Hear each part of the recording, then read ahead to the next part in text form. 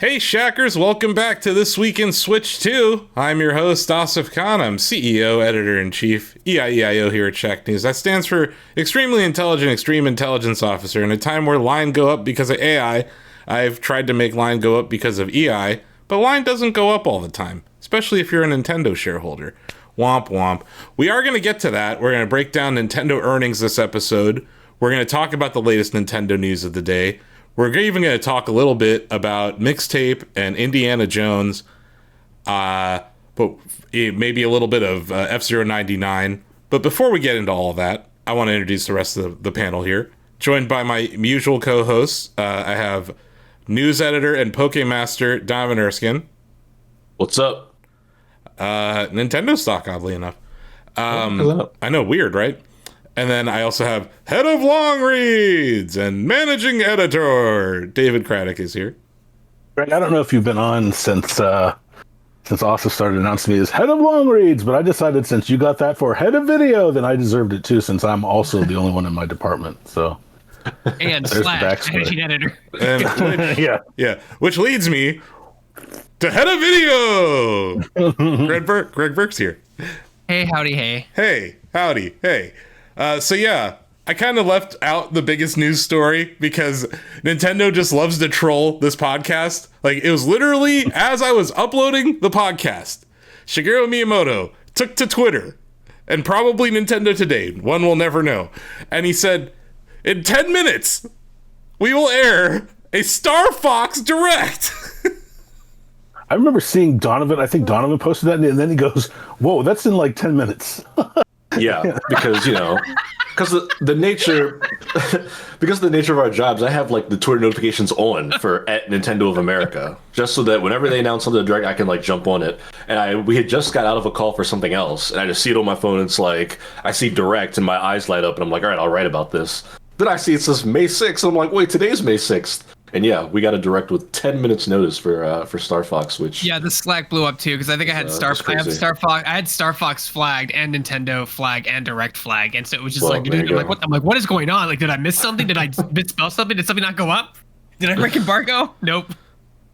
Yeah. So very strange. Like, we could talk about just what that means, that Nintendo can just drop directs whenever now, seemingly to make our podcast as obsolete as possible, because it was literally, the podcast had just hit YouTube, Greg. Like, I was writing the article for the podcast, and they're like, nope. I want to just, a lot of people are like, oh, you never talk about it when you're wrong. I was wrong. I said I didn't think we were going to get any game announcements before earnings. And literally the day before earnings, they drop a freaking Star Fox Direct. So I was wrong. RONG. I own it. Nintendo ninjas, you're clearly watching. So whatever you do, don't announce an F-Zero Direct this week. Okay?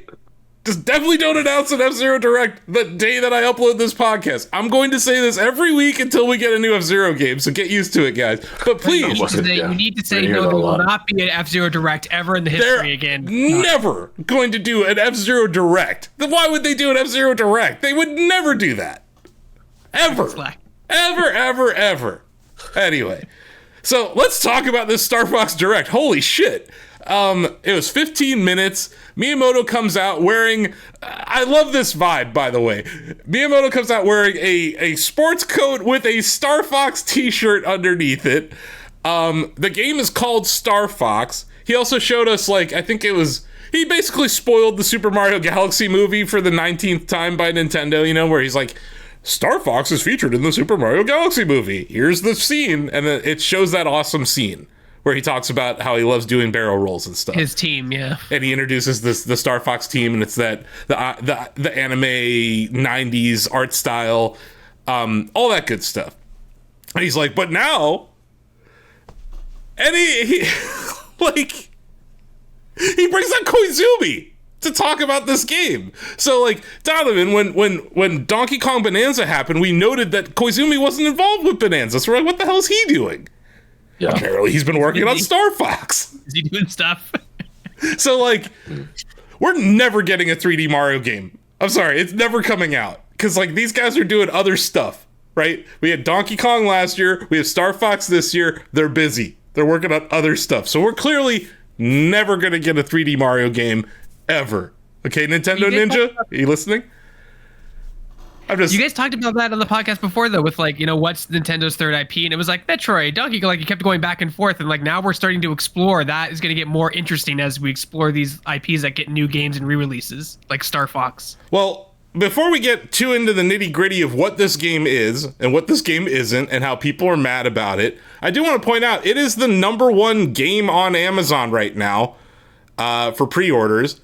It is number 3 in the gaming category, like totally. It's like, I think Robux and some other gift card are above it. But like, this is the #1 game on Amazon right now.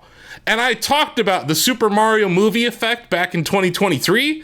Well, it seems like Star Fox may have the Super Mario Galaxy movie effect going on, because Star Fox was an awesome cameo. That was such a delightful, fun cameo and executed flawlessly and introduced that franchise to a whole new generation. Our own Ozzy Mejia, senior editor, wrote that the Mario Galaxy movie kind of saved Star Fox.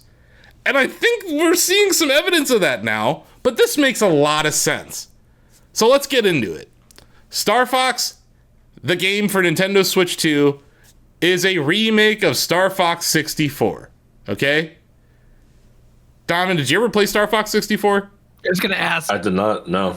Donovan, what's a Star Fox? Are you going to play this game? Yeah, I'll at least try it. I've never Star Foxed before ever, so. Do you like adventures? Do you like space shooters? He was really young when the GameCube was around.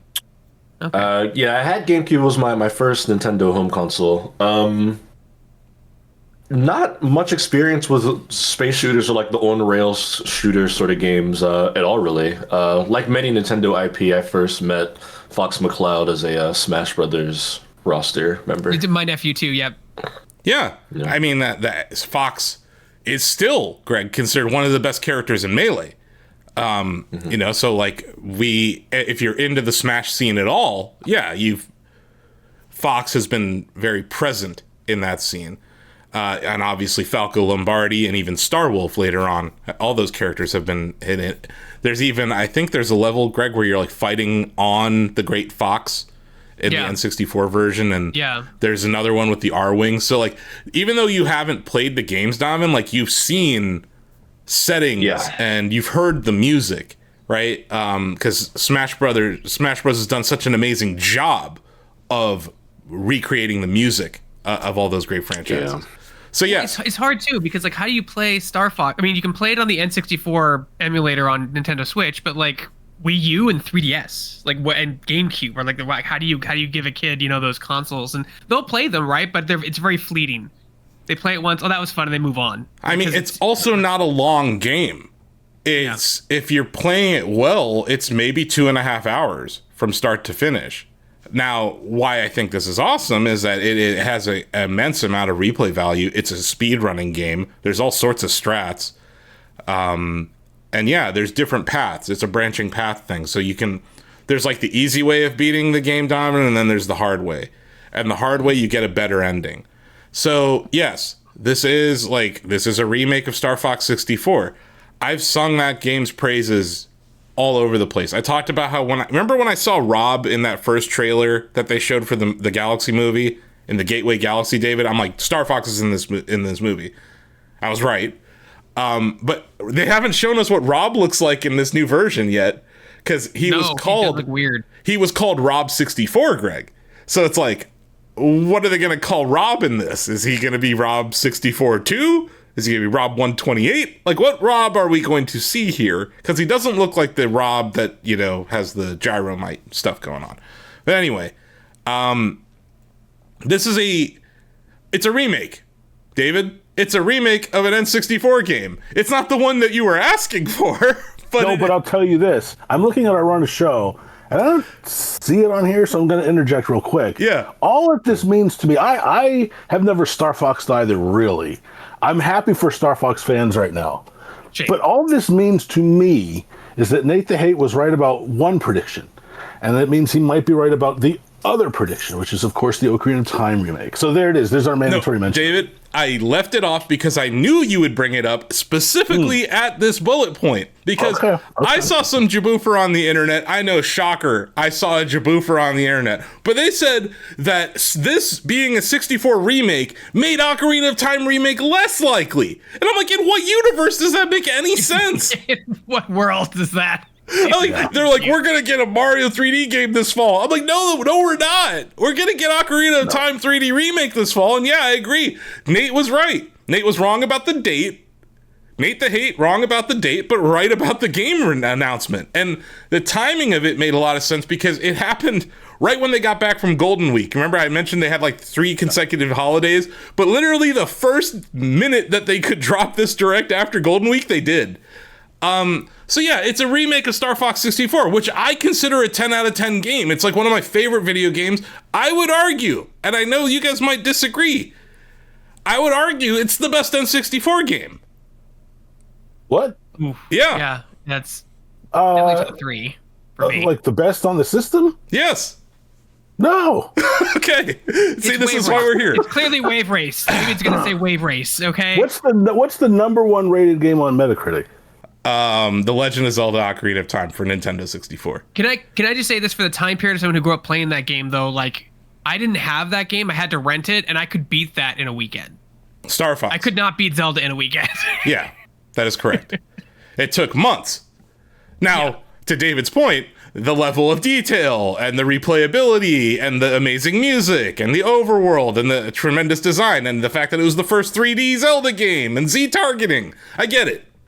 Isn't Super Mario 64 also on the Nintendo 64? Yes. It is. Do you want to play that, Donovan? Have you played it? Pretty good. Have you played Super Mario 64? Do you want to go back and play that with C buttons? I've played the port. I've played it on other platforms. It does. Look, 64. God, David, imagine if they remade that.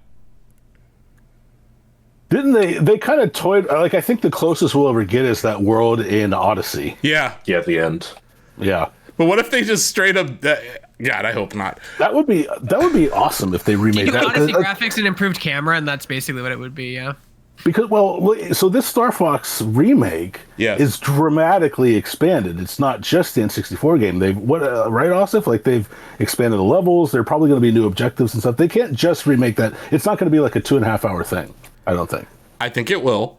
They did say that the levels are 1-to-1 remakes, David. So these are the pacing, the placement of the enemies, the waterfall that you go through. It's all there. Like, Corneria is Corneria. It's just that what you noticed, and I think what I noticed, is this game has better draw distance than they did in the 1990s. So it's like, you're like the worlds are so much more expansive. But it is Star Fox 64 with a lovely new coat of paint on it, right? And we'll talk about how they changed the character designs here in a second. But yes, this is a 1-to-1 remake, David, of the individual levels. So it's Corneria, it's Sector Y. I saw Medio, Venom is back, and the Star Wolf encounter is there. Nintendo did that thing that I've been asking them to do, by the way. They dropped the entire soundtrack for Star Fox on Nintendo Switch 2. It's on Nintendo Music right now. Yeah, I was listening to that this weekend. It's great. It's so good, Greg. And like the Star Wolf music is just outstanding. I listened to that like 3 times this weekend. I've watched this direct like 6 times already because I'm just like, I am there, David, trying to find the differences. So to your point, there are some differences. They added a new challenge mode. So it's like individual things that you can do, kind of like a Tony Hawk level. It's like, hey, do this. And it's like a checkmark list that for, completionists, but it's not like part of the story. It's just after you've beaten the level, you unlock challenge mode for it. So there's that. And there's a normal mode and an expert mode. Was my other thing. They added difficulty settings to this game. So there's an easy mode, a normal mode, and an expert mode. That was never in the original. That is interesting. Nintendo kind of creating games that are more accessible to people. To that end, they added Joy-Con 2 mouse support, so you can play this game in co-op where one of your friends flies the R-Wing and the other one aims with the mouse. That's kind of cool. So like those are like the new things. They did add new multiplayer. So this does have online multiplayer 4v4, which, okay. But it also has game share, so you can play with your friends. Like, even if only one of you has it, you can play with people. I saw it supports other Switch 2s, other Switches, and Switch Lite. So you can get together with your friends and play multiplayer Star Fox together with only one copy of the game. Which, by the way, the game costs $50 in digital form. That's pretty cool. So those are like the new things. The other new thing is they added a James McCloud prologue mission. Now, this is the thing I'm super stoked about, because you know what other game on the N64 James McCloud was in, guys? Do you know? Of course you don't. No. He's in F-Zero X! Ah. He's a human. He's a human in F-Zero X, oddly enough. It's really weird, Donovan. I don't know how James McCloud became a human, but he's a human. What's the explanation there? Why? Like, what's his role in the game? Like, he's just a pilot. He's another pilot. That game has a crazy character select screen, Donovan. It's like 30 different racers you can be in F-Zero X. He's one of them.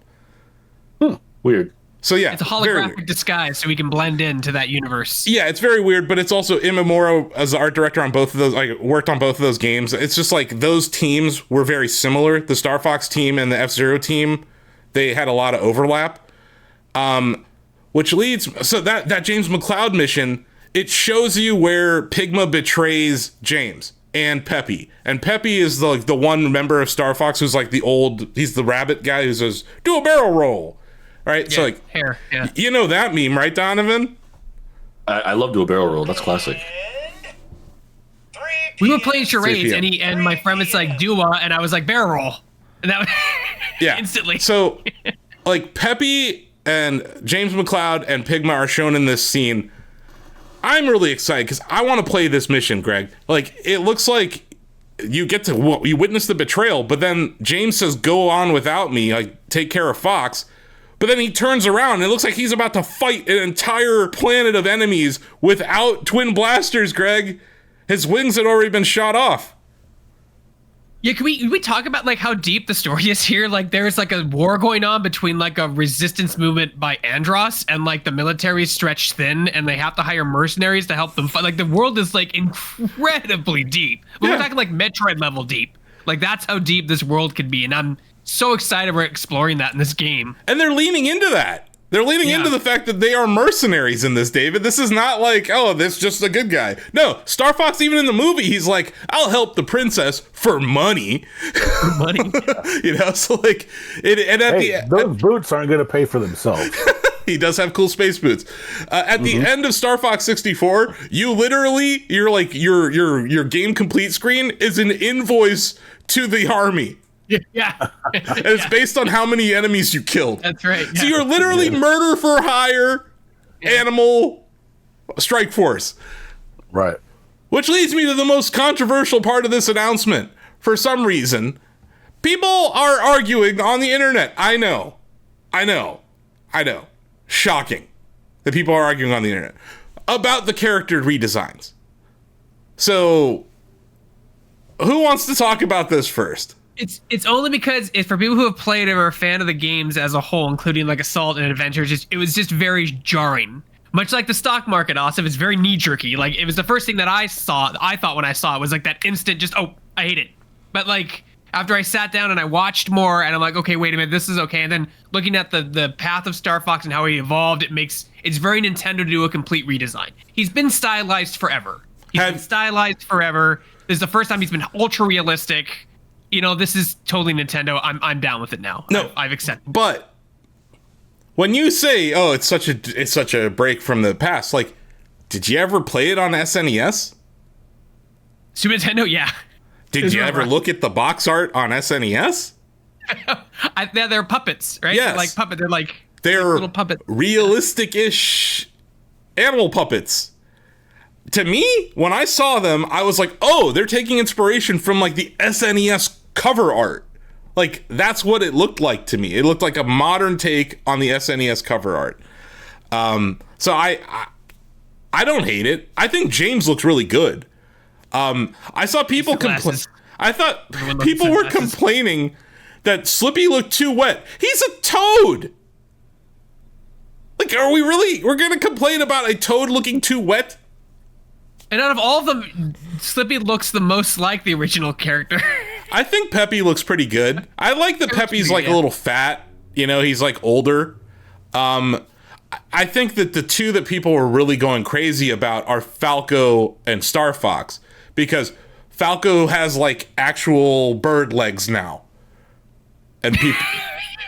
Did you ever see his legs in the past games? Yeah. They're more humanoid.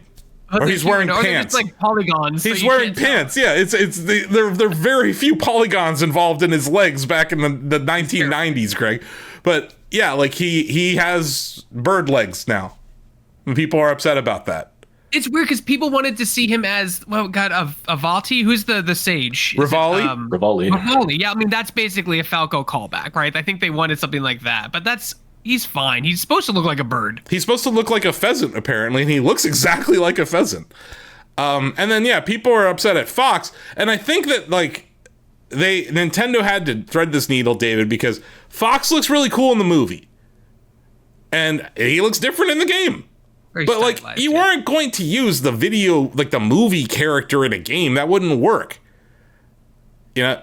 I don't think it would work. But here, and I like Fox's design. I don't have a problem with it in the game. I feel like, why did they bother redesigning Fox if they weren't going to use that style in a game? It doesn't make sense to me. Like, I get why Fox looks the way he does in the game, because yes, it does harken back to the SNES box art. But I don't know, like you and I were talking about this, and I know there are slight differences, but the DK from the Super Mario Brothers movie looks a lot like, or I should say the DK in Bonanza looks a lot like the DK from the Super Mario Brothers movie. Most important, not exactly. Most important, his eyes. Yeah. His face looks very similar to what his face was in that movie. And this is a departure. Why go through all that thing with Illumination? Here's why. Because they are going to make Star Fox movies. Yes, so wouldn't synergy make sense? No, because you're not going to have a one-to-one. Like, this is 3D art in a computer-generated world that doesn't have to consider frame rate, David. They don't have to consider performance. And Star Fox has to run at 60 frames per second. This is a game that... Now, look, there are times on the N64, Greg, it does not run even close to that. Oh no, there was like 10 frames. Aquos, a second underwater, where they showed us the submarine level in this direct. Aquos ran maybe 14 frames per second at times. You fired a bomb, it was a slideshow. Yeah. So like, and even worse, you go back to the SNES version, David, like, you're talking sub 10 frames per second at times. But it was revolutionary. You were watching a 3D SNES game? Like, that was unbelievable. 16-bit 3D, like, you don't get Mario 64 without Star Fox, you know? Like, they experiment with these IPs. You don't get, like, some of these other great... You don't get Mario Kart without F-Zero on the SNES. Like, they were experimenting at that point with their new technology. And it's like, this is going to be a showpiece for the Nintendo Switch 2. Because that was the thing, everyone's all grumbling about, oh, you know, these character models this and character models that. I'm like, good news, guys. This is a game where you play in a spaceship. You fly spaceship in game. Most of game, spaceship. I'm not worried, because the spaceship sequences that they showed us were buttery smooth, tons of stuff going on screen, but it does stay true to the past. And this is the one thing that, like, I kind of I'm not disappointed, because I love this game. It's like, hey, we're gonna make a new version of your favorite ice cream. I'm like, okay, I will take this new version of my favorite ice cream. But I do wonder, what could they do if they made a bigger Star Fox game with more enemies on screen and, like, you know, a larger scope? That's another conversation I've followed on Twitter, actually. There are people who are saying, and this isn't accurate, and I'll explain why, but there are people saying that this is like kind of like the third time they've remade Star Fox 64, which is not true. Yeah. They did remaster it on the 3DS, just like they remastered Ocarina of Time and Majora's Mask. Correct. But it's not a remake. But like, I kind of felt the same way. Like, it makes sense that this is a remake of Star Fox 64, given that is like unquestionably the most popular entry in the Star Fox series. I almost said Star Wars, but I think to your point, I think this will be a technical showpiece. This does feel like a summer blockbuster. This is not a game you release during the fall months. Yeah. Usually for that, you release a game that is going to just drive people crazy around Christmas time, right? So I feel like they have a perfect 1-2 punch here. And this isn't just a segue into Zelda, but it just makes me even more curious. Like, if this is their summer blockbuster, what's their holiday blockbuster? What is this 1-2 punch? It can't be Fire Emblem. No, it's not Fire Emblem. It's not. No offense, Donovan. It's not Fire Emblem. Fire Emblem was great, but No, it's not. that's a perfect. That's a perfect August game. Right? Like, you drop Fire Emblem right before school goes back in session, and then you get that Zelda right there in November, right? Like, I just see it. I see it lining up. Like what do you drop against GTA 6? You drop Ocarina of Time Remake. That's the only possible thing you could do this year. So I agree with that. But there's so much discourse. But there's so much discourse about how this is going to flop and blah, blah, blah. And it's not. No, it's already selling crazily. And it is. Donovan, do you care now? Do you care more about Star Fox now after seeing the movie? A little bit, because I was at 0 before, so yeah. You know what I mean? 0. But like, Greg, your nephew was like, I didn't know about this guy at all. And now it's like. No. He booted up Galaxy and was like, where can I find Fox? I'm like, no, he's not. He's not in Galaxy. He's not See what I mean? Like, so they're confused. And this game is the perfect bridge for that. And like the same concept of like trying to get, this is David will relate to this, like trying to get a 17-year-old to play the original 90s Resident Evil is a big ask, but the remake on the GameCube, less of an ask. It's more modern, like it takes it. And this is the perfect of both worlds. It meds old gamers and new gamers together to show Star Fox for the first time from 2 different generations. It's the passing of the torch. It needed to be done. And to be fair, unlike Zelda, like Fox hasn't spanned generations as smoothly as Zelda has. Not at all. So I mean, what was the last AAA game was on the Wii U, I think. And right? 0? It was the last AAA one? Yeah, we try not to talk about Star Fox. We don't talk about 0. Yeah, that's my case, right? It needed to be done, and it's so much more than just a fresh coat of paint in terms of like redesigns and the N64 game. Like there's extended cutscenes, and they're exploring the world, more James prologues, and this is just like a taste. Like who knows? Future DLC could have a whole thing about how James McCloud started Fox. Yeah, because him and Wolf and Pigmaw used to know each other. Like, where's that game? That's great. That's DLC. That's great. Or this is a test, and then we get a new Star Fox. You know, like, okay, we're gonna do this. Oh, it succeeded. Nintendo is very analytical. They're like, this succeeded. We're going to make more. You know, so like I think that's what we're seeing here, and it's like, and I said it before, David. Like, I think Tears of the Kingdom created an issue for Nintendo. Well, where the hell do you go from here? Like, Breath of the Wild, everyone loves it. Tears of the Kingdom, a little more divisive, but still sold over 20 million units. Like, where the hell do you go with 3D Zelda? Oh, let's go back to Ocarina, because there's a whole generation. Like, Donovan has never played Ocarina of Time. Like, he needs to. And he's not going to play the N64 version. Let's make a version he wants to play. Because RE2 is a perfect example of that, Donovan. Like, you never played RE2. You were too young to be playing it back then. But, like, you played the remake and you loved it. So, like, I think there's some... Obviously not enough. I was waiting for it. Super Mario Maker 2 won Game of the Year that year. But, yeah, like, I just think there is, like, there's the internet discourse of the terminally online people. And then there's, like, the actual consumer who's, like, excited to play a new game. And, like, to some people, Star Fox looks like a new game. Like, they've never played it before.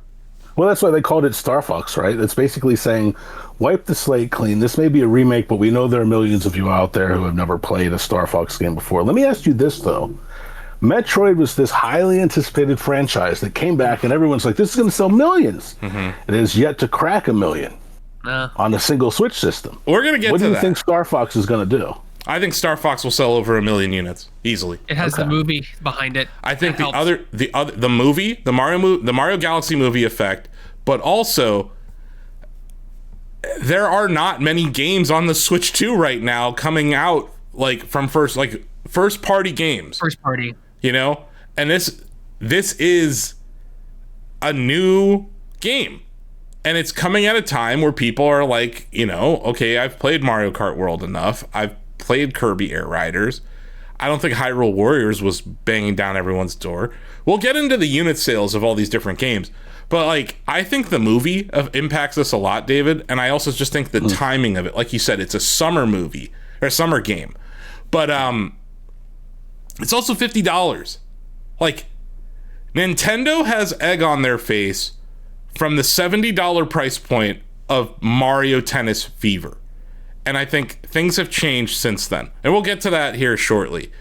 I do want to just read a couple of tweets from Takeya Imamura, the artist behind the original Star Fox sprites on SNES, but also the art director for Star Fox 64.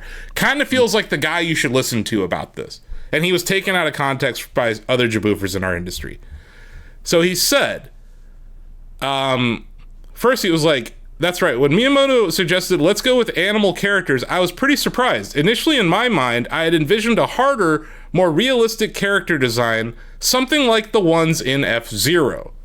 So he wasn't even the guy who came up with the, hey, let's make them animals thing.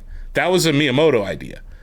And then he said, because people were taking him out of context, said, "No, good morning. No matter what touch or arrangement they make, the moment for these four together, they're instantly recognized as Star Fox. The strength of that, the incredible power of symbolism inherent in character design is making me think deeply about it once again." So he was like, you know, he was emotional about this, but also when he saw Star Fox on the screen in the movie, he got really emotional. But, you know, someone took him out of context that, like, they took one sentence out of what he said. Here's what he said on May 10th. "The new work is exactly the visuals I had in my head back when I was making Star Fox 64. I absolutely love the super realistic character expressions too. That said, the movie version of Fox is just too cute." So he agrees with you, David. He loves the Star Fox in the movie. Who doesn't? He's awesome. He's super charismatic. The way that they introduce him is great. But, like, you know, people are feeling like, I think they were like trying to take what I think he said something like somewhat critical, and like I can't remember, it was one of these sites ran with it. Whatever encourages discourse on the internet, like people will. But yeah, I interviewed him last year, Greg. It's on our Shacknews interviews channel. And I asked him the question, like, is the challenge with making a new Star Fox that Star Fox 64 is perfect? And he's like, yeah. Yes. Like, that is the challenge. How do we make something better than perfect? And I think Nintendo holds some of these games, David, in like very high regard. And I think Star Fox 64 is one of those. And that's why it's getting this treatment. So I'm not surprised. But I also think this game's great. Like, just objective video game fun. Right. This is a fun video game. If you like challenging games, this is fun. If you like crazy action games, this is fun. And it looks like they're adding stuff to it. So, like, I'm super excited for this game to come out. But sorry, go ahead. No, I need to say something, because this has been my really, really, like, my hot take for the Mario movie, because everyone's like, it's the end, especially you, Asif, NCU. It's the NCU, right? How are they going to bet Zelda's live action? My theory, my hot take, is that just like with Star Fox, they get sucked into these worlds, and they change based on what the world is. So Link will be live action, he'll get sucked through a portal, and then he'll be animated, right? Yeah. Fox will get sucked through a portal, and he'll look like he was in the video game when he goes back home. Like, it's these worlds exist in their own dimensions where you blend in, like in Kingdom Hearts. You change based on the world. Just like the Super Mario Super Show. Yes, exactly. Yep. They were guys in Brooklyn. I agree, Greg. I think I'm not worried about the live action Zelda, but man, people have forgotten that exists. But yeah, well, I don't know. Anyone else want to say anything else about Star Fox? I'm excited. I'm reviewing this game, by the way. I actually get to review something I want to in the video game space. I actually talked last week about how I hadn't reviewed a game yet. This is the one. And I know, David, you've already planted your flag on Ocarina of Time. I have. No, I'm excited about this too. I mean, like I said, it's not that I've disliked Star Fox. I've just kind of been indifferent to it. It wasn't one of those games I grew up with on SNES or N64. But I'm looking forward to this. I think it looks fun as hell. Yeah, I have beaten the Star Fox 64 game 100 times, at least. I love playing through it. Because this could lead to an Adventures remake, and that has a beloved fan base. I think it's divisive, but that was an interesting game too. Dave, have you played the game, David? Which one? Adventure. Star Fox Adventures? Yeah. It's Rare did it, but they tried to do what Zelda did with the Star Fox game, and I thought that was kind of interesting. It was good. It wasn't perfect, but it was interesting, and it has its devoted fan base. And if we can get more of that stuff with, like I said, the world building of all the Star Fox characters. Falco leaves Star Fox. You don't know why. He just left. Do it with James. Yeah, prequel with James. Set him up. Do a Star Fox adventure with James as the protagonist. And I think it would pop off, Greg. Like, I want that badly. Because, yeah, like... Show how Wolf lost his eye, how the team fell apart. Like, it just could go... There's a lot of lore. Yeah, there's a ton of lore.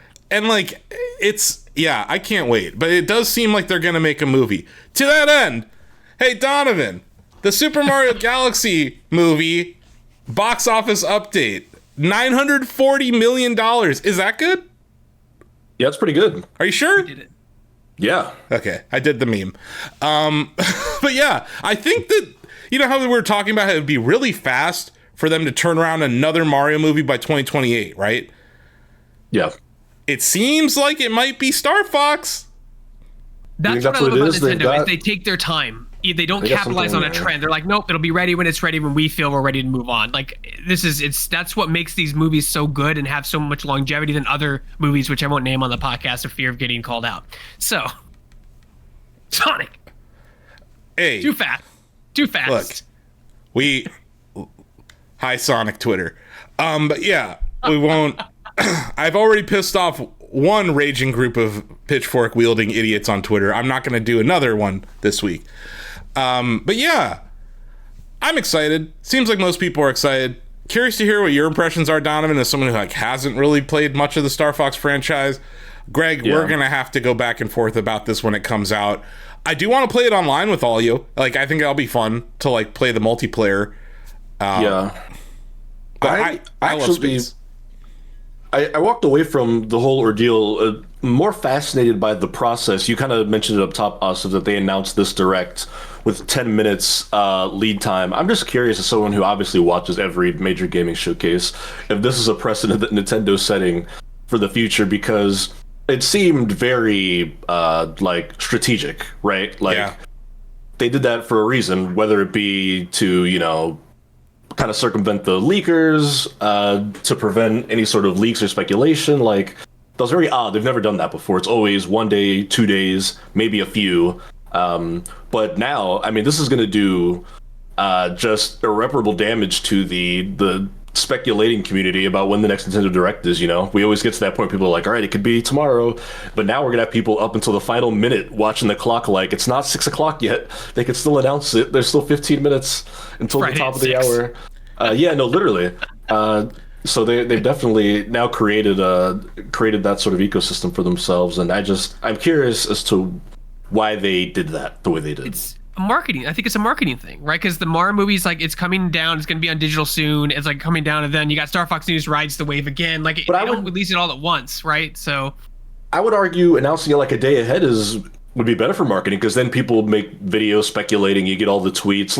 What I saw a lot, in the hours after the Direct, were people I follow who are big into games that were like, oh, I finished driving home and saw that this happened, or I just left a dinner date and the whole thing already happened. A lot of people just missed it. They heard about it after it had already aired. Yeah, I saw that happen with Maximilian dude. He did a reaction video. He was like, yeah, I didn't even know. Because a lot of people in our industry aren't on Twitter anymore. They're not as plugged in because they're not on Twitter. Nintendo's not on Blue Sky. I mean, if you weren't on the internet for 15 minutes, you missed it. It was just this is Miyamoto. This is terminally online people. Yeah. Like us who have to be for work. Mm-hmm. But like, if you're not terminally online, you could easily miss this. But then, media outlets covered it. There was plenty of clips made by Nintendo and social, and it was everywhere. So, like, I don't think they're going to learn their lesson, Donovan, because they got 4 million combined views on the Direct in Japan and North America combined. So, like, do you think they're going to care? No. And the thing's selling like crazy already before it's even out. So, I don't think they learned anything. Like, I think they learned more of this. Which is not great for us, because now we just all have to have notifications on for Nintendo of America, which means every time they tweet some random bullshit about Fire Emblem, you're going to see it. I see all of it, yeah. I see all of it.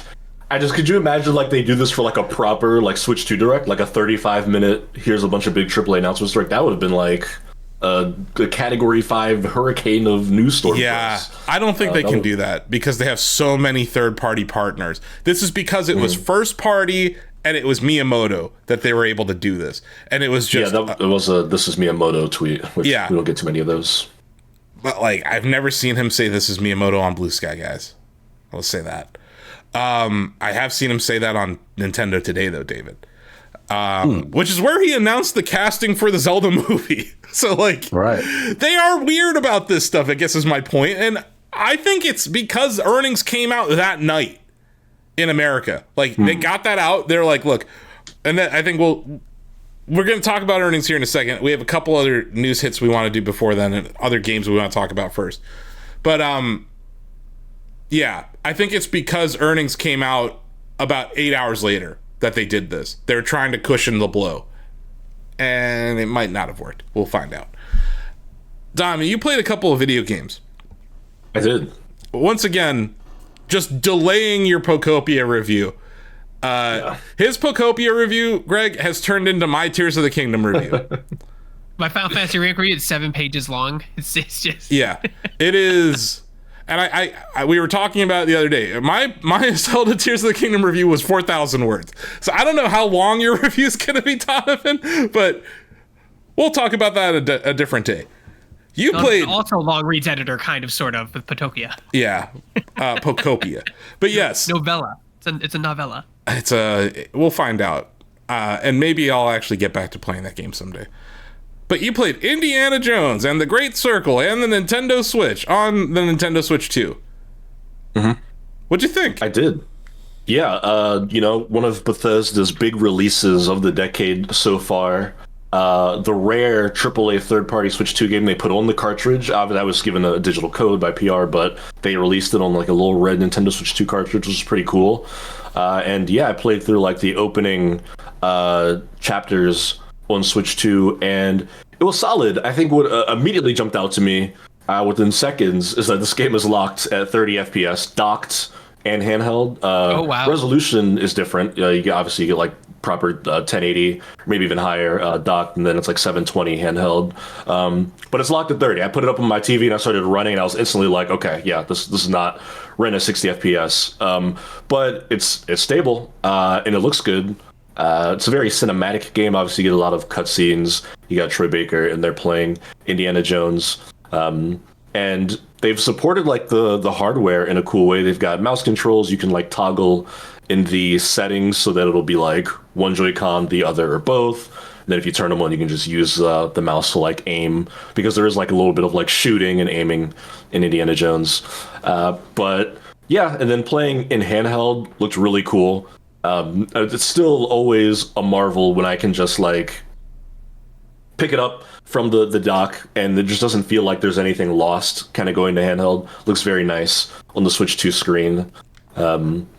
Probably a battery drainer if I had to guess. My Switch was pretty warm when I picked it up from running it, but that is a big hefty game there. But I thought it looked and played good with the, I'd say, expected limitations. As long as it's not dipping below 30, I'm okay with it. But considering this is my problem with Xbox support of the Switch 2 lately. It's not simultaneously shipping. So it's like, who's going to buy this? and then they're going to be like, oh, it didn't sell well, so now we're not going to support Switch 2 with our other things. Also, where the hell is Doom the Dark Ages, David? I know. Maybe we'll get something at QuakeCon. I don't know. Well, Normally, yeah. I'd say like it's good for a younger audience, but like, does the younger audience have that affiliation with Indiana Jones like No. the older audience? This game does? is Do they care? this game's violent. I would not this is recommend not for this kids. to- First 15 minutes, you see a guy with like a spike through his mouth, like pinned to a cave wall, like bleeding out. This is not for kids. So No Machine Games game is for kids. The Wolfenstein series is violent as fuck and has Nazis all over the place. Like, I love Machine Games. They make some really cool stuff. they're great. But, yeah, I don't know. I don't know who this If you is. travel a lot, it's good to have. I mean, it's just another platform you can have it on if you travel a lot and don't have a PC or are not home a lot. Like, that's good for Sure. those. If you don't have the Yeah. Xbox ROG Ally, this is Yeah. a perfect handheld opportunity. You're right, Greg. For those people who don't have the ROG Ally, which is most if it people runs in the better known on Switch, universe. too. Sorry, I had to make fun of Microsoft so the people with the bingo cards could check it off. It's also got a good amount of like video settings and stuff. I'm still astonished every time I load up a game on a console, and there's so many video settings on consoles now. It's just crazy to think about. They're like, they just use all PC, but like on my Switch, I'm just looking at like HDR settings, Yeah. picture mode, all stuff. And I'm just like, I have to like rub my eyes every few minutes looking at it. But they have like a cinematic mode where it kind of goes into the like widescreen thing where you get like the black bars where you get the full picture, and then there's like an expanded one where it's more of a traditional perspective. You can like toggle HDR and stuff if your monitor or TV supports it. That was the best part of the game, in my opinion, Donovan, was how cinematic it was at times. Yeah, Like it felt like an interactive Indiana Jones movie at times. But like my beef with that game, and this is just my own personal shit, I thought it should have been third person. I agree. Yeah, Like feels weird. it's, and I understand why it's not. I understand that's not Machine Games' core competencies, but like, you're playing Indiana Jones. You want to see Indiana Jones on screen. Like, this could have been their Uncharted. I was gonna say, and it's like you look at a series like Uncharted, which is what if Indiana Jones was a video game, you know, and now Indiana Jones gets his proper AAA adaptation. It probably should have been third person, and there are even third person segments, right? Like when you swing and stuff using the lasso, the camera pulls out. Also, with all the melee combat in it, it just feels kind of like Melee and the one First person game always feels weird. the one game that got Melee right in first person, David, is Doom the Dark Ages. Like, that is bashing people with your shield or the gauntlet or like whatever else. It feels good. Yeah. And ripping people's heads off. That game. Anyway. Oh, I know. I really love the melee combat system in Indiana Jones. Especially because it goes first person. It's hard to do that. You feel like a weight, like it's actual brawl. Like you feel the weight of and that's harder to do in third person, And right? So it it's a little harder to feel also that weight. feels like an Indiana Jones movie, Greg, because he's not a violent. He's a archaeologist, right? He's not a trained fighter and marksman. He's not a guy with a sniper rifle. He's a guy who He's fighting more with his fist than he is shooting people. Yeah, he does he's both, punching but he's Nazis. fighting more. Yeah, he's punching, doing a lot of that. punching, a lot of wrestling. But yeah, good. Now put other game on Switch 2, Microsoft. Came. Doom, namely Doom. We want Doom: The Dark Ages. I think they'll get around to it. Bethesda has been one of the better publishing partners. In the Switch and Switch 2 eras. We got Definitely. that. Fallout 4. Fallout 4, yeah. That made its way onto Switch 2. Finally, It made its way on there. There's some Elder Scrolls stuff that got announced, So Skyrim's the OG on Switch. Skyrim was on the original trailer for the Switch 2, which you can't even find on Nintendo of America's YouTube anymore. So that's interesting. Donovan, you played another game. You reviewed it. Oh, so you didn't review Indiana Jones. That was just your impressions. But you reviewed this other game. And man, there's been a lot of discussion around Mixtape. I'm going to ask you something that's maybe a little offensive, but I'm doing it intentionally based on what I've seen on the internet. I know where this is going. As a non-white, what do you think of Mixtape? Yeah, despite not growing up in white suburbia, I grew up in blended suburbia. I loved Mixtape as the new game from Beethoven and Dinosaur, the devs of The Artful Escape. And it is essentially like a 90s teen coming-of-age movie but in video game form, and it is very like music based, right? They have a bunch of licensed songs, over like 20 songs I think on the soundtrack. There's like Devo and Smashing Pumpkins, and like the Shy Lights have a song on there, and there's a lot of music that kind of just tells the story. It's about these three friends who essentially on their last night together before they go off into adulthood, they just graduated, their lives are about to go in different directions. They kind of want to have like one last good night together, and you spend the day going through like all their memories over the years together, while they're also trying to like just enjoy this last evening before they move to different places, and life kind of rips them in different directions. And I thought Mixtape was just so charming, so endearing. I said last year was my game of the show after Summer Game Fest. I absolutely love games like this. I'm a sucker for a good narrative, good characters in video game. I spent months, campaigning for Dispatch here, and there's just another game that's just so rich with story and characters. It's short. I beat it in like 3.5 hours, and in just that runtime, I just completely fell in love with these characters because they feel like perfect executions of like classic teen stereotype characters, right? You've got like Stacy, who's like the music lover. She wants to go be like I think a talent manager, like a music supervisor, something in New York. Yeah, there you go, supervisor in New York. She's the one who like knows all the music. She's running through the track list. She's like, hey, this is from the 1968 album, blah blah blah, and she's always got her headphones on. Then you've got like Slater, who's almost like the kind of like chill stoner kid. He skateboards. He's always got his beanie on. Yeah, he's got his long hair down his shoulders. Then you've got Cassandra, who's got like the overly strict parents constantly grounding her. She's trying to like rebel against them, and you just immediately buy into their relationship together. All the different like flashback scenes that shows you them in school, or like when they go to like TP a teacher's house, or them. One of my favorite sequences when they're like running from the police after a party, and they're like in a shopping cart, and you have to like drive it down like a street, and it's a shopping cart, so it's unwieldy. It's like spinning and rotating as you like go through these neighborhood streets and like crash through hedges and whatnot. And there's a part where like a news chopper like flies over, and you see like the news camera perspective, but you're still controlling them through that like TV camera, and the people like commentating. It's very very cinematic, very surreal, I think is the term I used in my review, because it's like a story of these characters, but very often they'll just like tip in. They play with reality a lot, right? Like they'll be running through a field, and then like music will hit, and they'll just start floating. They'll start like flying above the trees, and they're still talking to each other, and it's like it's happening, but it's this like that surrealistic sort of vibe to it. The art style itself, I would describe as floaty. Very much so, yeah. So that's interesting to hear that there's like actual moments that are floaty too. 100%, yeah. There's a scene I love, which I think I might have an image in my review, where there are a bunch of cars driving down like a coastal road, because this is like the Pacific Northwest, not California, but maybe closer up to like Washington. I think it's Seattle, like or Portland. Yeah, is it Portland? It might it's be either Oregon or Washington.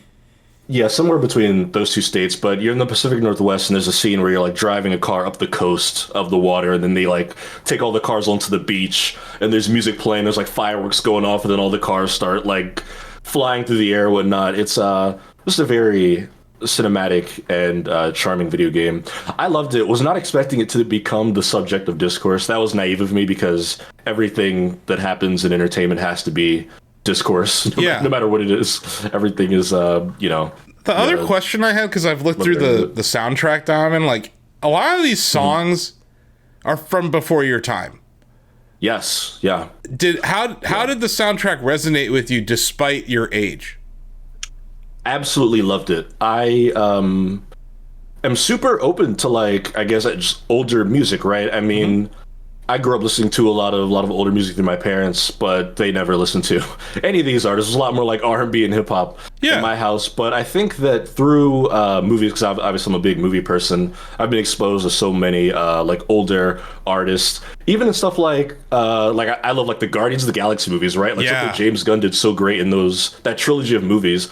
It's all like 80s, 70s rock and like soul music and blues and whatnot. So yeah, I don't think, and I wrote up the soundtrack in a guide, I don't think a single song I could have name dropped before I played the game but I loved it. At least every couple chapters, I would stop and be like, all right, I gotta add this to my Spotify playlist, because I have like an oldies playlist where it's just like 80s, 70s, 60s music. And there was 80s is old. 90s, oh my god!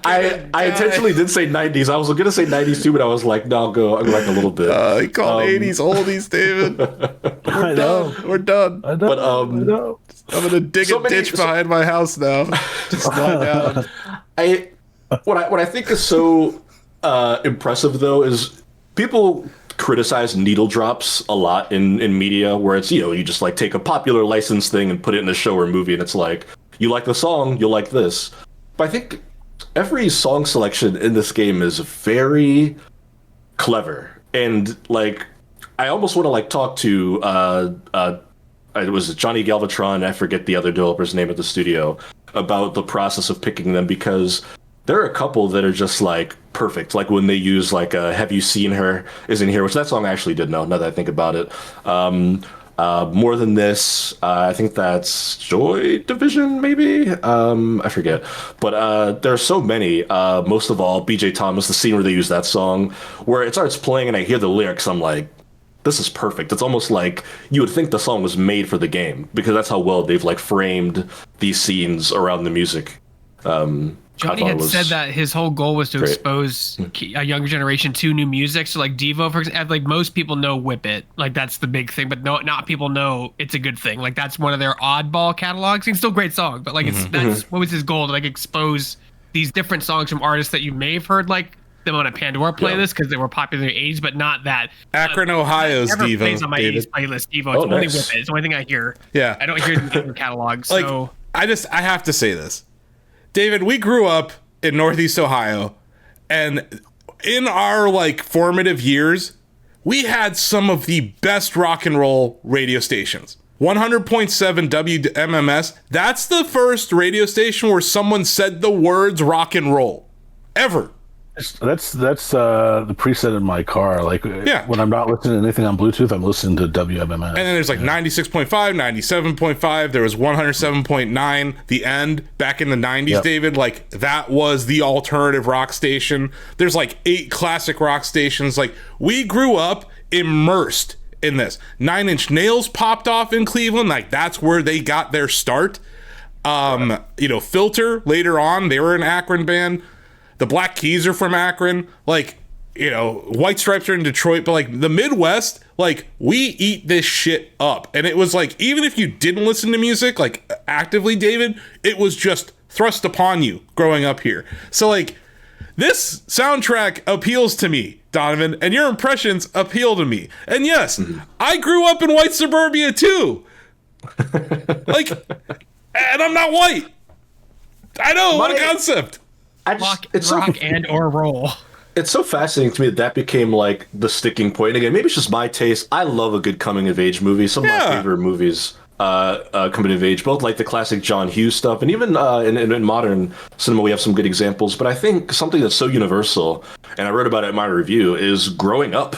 Like every adult was a kid at one point, and a teenager, and like everyone can relate to that feeling of like just the fleetingness of childhood, right? And like saying goodbye to friends and just moving on in life. Like that's just whether you grew up in any sort of environment. That's just, to me, a universal feeling. Yeah, and I think the game just nails that perfectly, because I'll tell you what, I'm playing Mixtape. I never in my life snuck out of my home, would have never even dreamt of doing that as a 16-year-old. Not once? Never, not once. No. I would not be sitting here today if I tried to sneak out of my house when I was in high school. But like going like, because they're trying to find like beer and stuff. Like I didn't drink in high school. All the stuff they do in this game, I can't like literally relate to. He's such a good boy. I was not putting myself in harm's way. You never rebelled, like even a little bit. Like when you stay 10 minutes out past curfew. Like what was the most rebellious thing you did in your youth? Nothing. Honestly, I used to probably just staying up late playing video games. I just that was it. That's the thing I would get in trouble for. Yeah, like sneaking down after bedtime and like playing some games. I was the same way. I never really got in trouble or rebelled or anything. I was a fucking nightmare in my teenage years. So I'm just laughing my ass off at all this. I went to boarding school. Right. Like, so it was just like, that was just the extracurricular activity, was just getting into shit. We had a potato gun, David. Like, Oh, jeez. like, yeah, we had a fucking 6-foot barrel, 6-inch chamber. I think you're neat. I am neat, but like, it's, yeah, so I was a fucking delinquent. So this appeals to me as like someone who grew up in Northeast Ohio in a suburban town like Canton with predominantly white friends who like, we went to school together in middle school, Donovan, and then we spread out, right? So it was like, I had this core group of friends like when I was 14, and then we spread out, but we always would come back together at summertime. And then there's that last summer. Everyone has that last summer with their group of friends from high school or where they live, right? Where you're all going to different colleges, or some of you aren't going to college or whatever. That's that thing that you're talking about. And that's that same thing that's in The Breakfast Club, or in like 16 Candles, or even in like American Pie. Like, that's a story as old as time. I find it really bizarre that people are mad about this. Like, I don't get it. Yeah, I thought it was great. Last thing I'll speak to is the actual gameplay, which I don't think has gotten enough credit. Is very creative and clever, because it's almost like every time it's time to like actually control the characters and do something, they're just like reinventing the mechanics. Because I mentioned where like there's a sequence earlier where you're like steering a shopping cart, right? And that it's its own weird wonky control scheme. But then there's one where you're like by the lake and you guys are having like a more calm heart-to-heart conversation and you're skipping rocks. And the whole time you're like manually like aiming and like shooting the rocks across the water, and there's like a resistance in the trigger as you try to skip it through like a tire or like knock over like beer cans.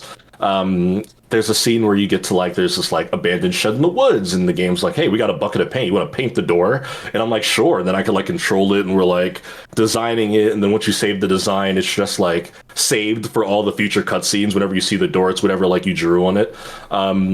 There's a scene where you got to take like a bunch of pictures, and you're like aiming the camera and you're telling the characters to pose.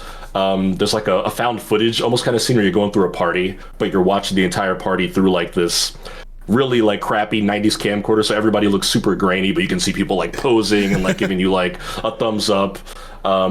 It's very clever and inventive. I think there's one of my favorite sections, there's like a side scrolling area where you're essentially running through neighborhoods because you're trying to like catch up to somebody before someone else gets there, and you're like jumping over people's fences, like running through their yards. Very Ferris Bueller.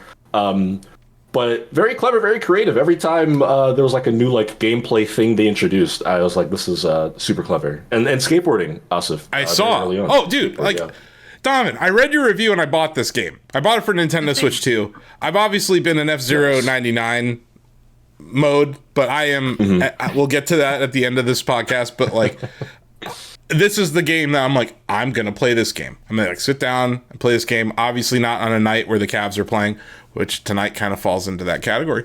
But I am super excited to play it. This appeals to all of my vibes as someone who like likes alternative rock music, as someone who likes skateboarding. I like coming of age stories. I grew up in suburban America. Like, a lot of these things appeal to me. So when I hear people say, who is this for? I'm like, I don't know. It seems like it's for a lot of people. You click on the comment, they're like 15. You're like, yeah, not for you. Yeah, I don't. No, Greg, it's not a 15-year-old saying this. These are our colleagues saying this on actual websites. Like, Galaxy Brain garbage takes are happening. They must be COD players. No, they're not. I put out a tweet over the weekend that was like half serious, half joking. And I said, I don't know. I think you kind of don't have a soul if you hate Mixtape. Yeah. Or like, it's one thing if the game's like not for you, but the like vicious hatred people have for it, I'm like, I have to like just question your entire. I don't know if you like stories or like characters. That's it. Is that like this is not a show about games media. We're not going to get into it. But I think that's an interesting. I agree with your take, Dom. And like, this is something that I always say is like, it's just not for me. If a game's not for me, it doesn't mean it's bad. Like, and like, we can't be gatekeepers of interactive media. If a game is less involved than Doom: The Dark Ages, it doesn't make it any less of a video game. Does it tell a story? Is it elevated by the fact that it's a video game? Then it's a video game. Why are we trying to gatekeep what a video game is? And why are we trying to yuck people's yum. If someone loves a thing, let them love the thing. And this is true on the internet just in general. Like, if someone is excited and happy, like, you don't have to come there and say why you think they shouldn't be.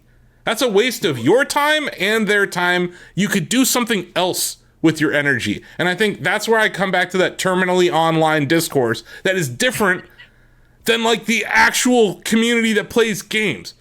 I was going to say, your analytics on YouTube disagree with you, sir.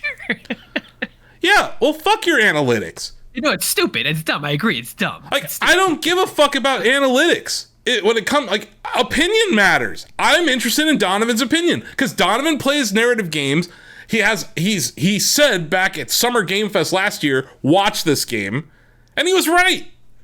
So I'm like, I'm gonna trust his opinion. He was also dead right about Dispatch. That ended up being our game of the year, and there was debate about is that a game, right? Like, and I'm like, of course it's a game. I hate that narrative. Like, is this even a game? Yes, it's a video game. Quit trying to gatekeep what a video game is. It's a very myopic way of viewing the medium. But I have to know, Donovan, have you ever made you've never made a mixtape? Have you ever made a mixed CD? He's in the era of Spotify playlists. Yeah.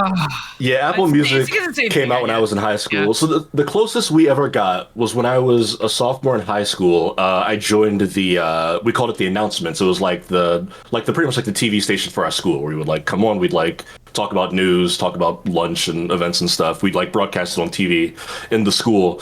When I joined that, we had a device we would use to play music, like in all the school speakers. And when I got there, I found out that they had a like CD disc with one song burned onto it. And that was just, also I realized I just said CD disc. We had a CD with one song burned onto it that was just playing on loop. And I remember we were the ones that came in and were like, this is so like out of date. And we just like plugged a headphone jack into like an iPhone and just played Apple Music, and that was it. So okay. No, you were using an iPhone in high school?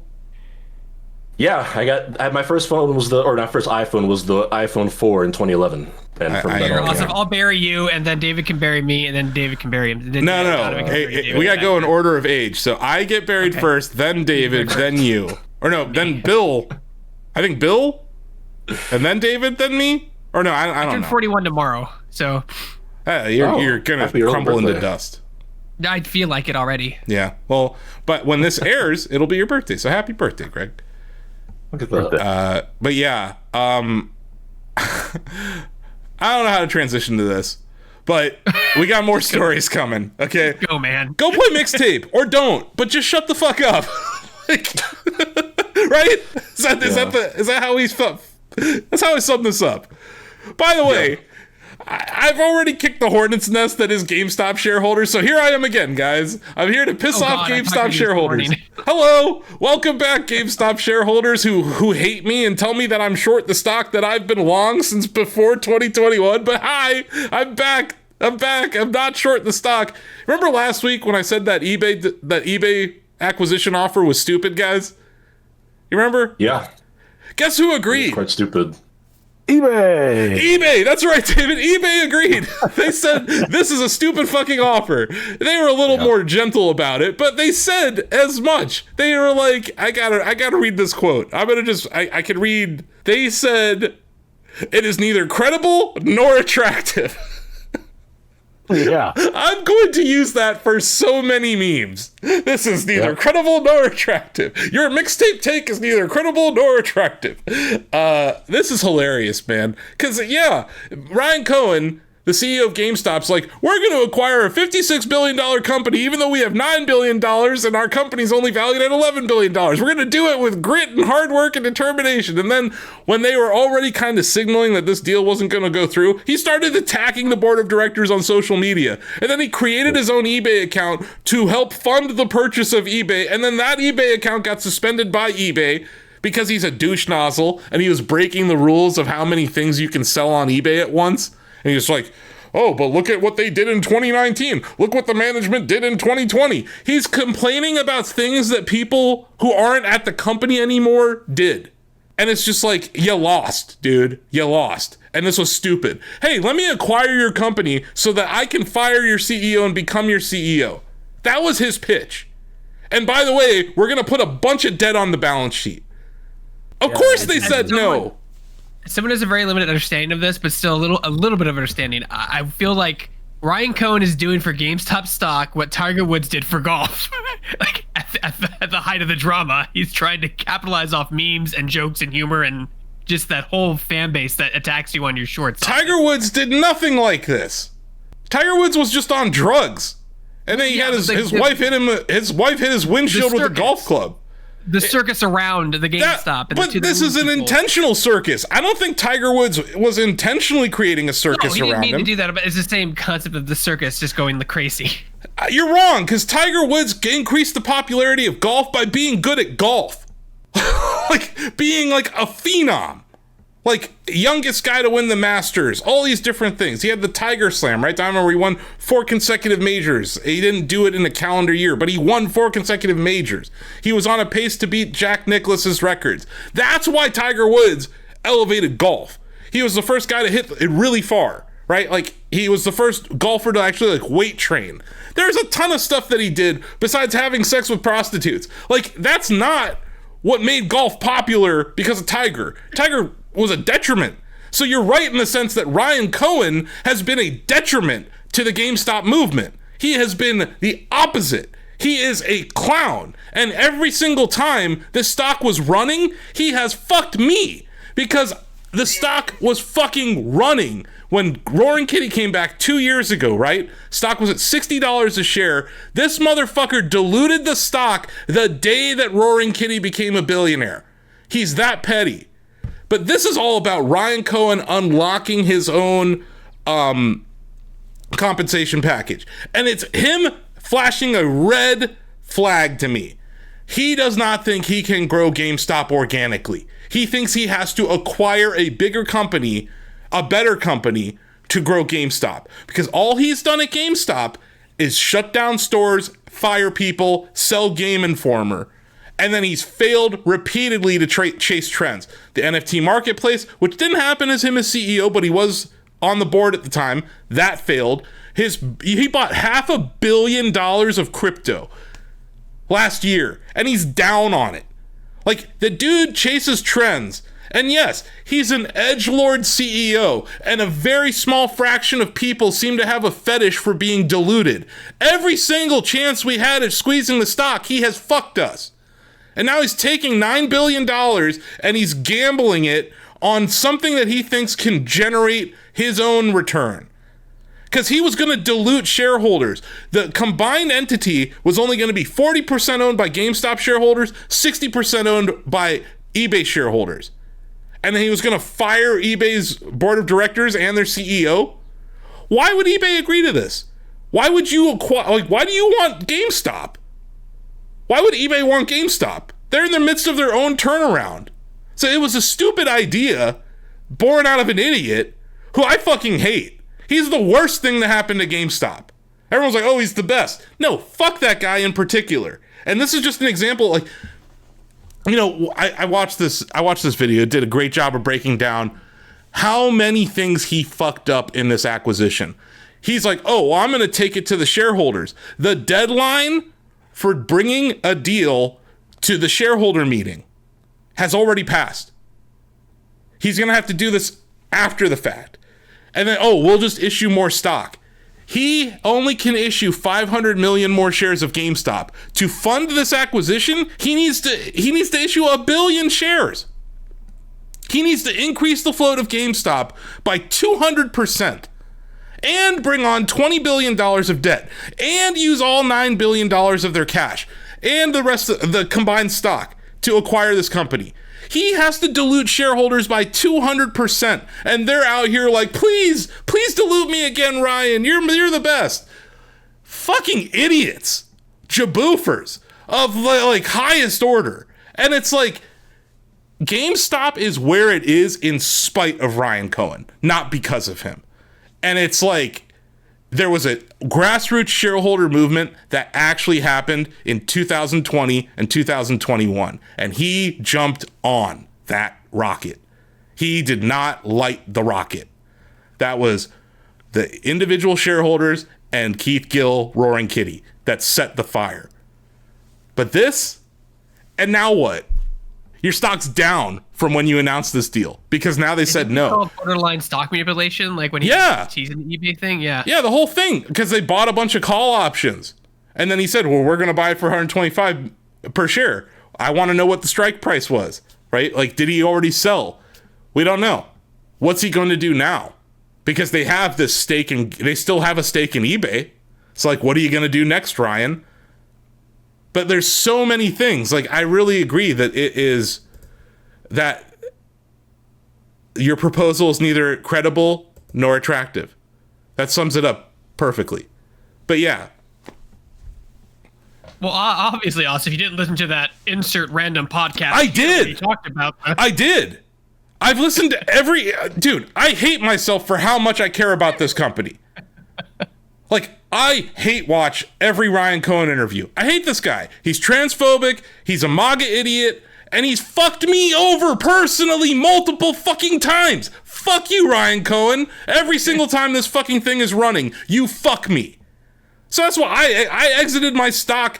I have a couple of shares tucked away in my retirement account, just in case. I call it idiot insurance.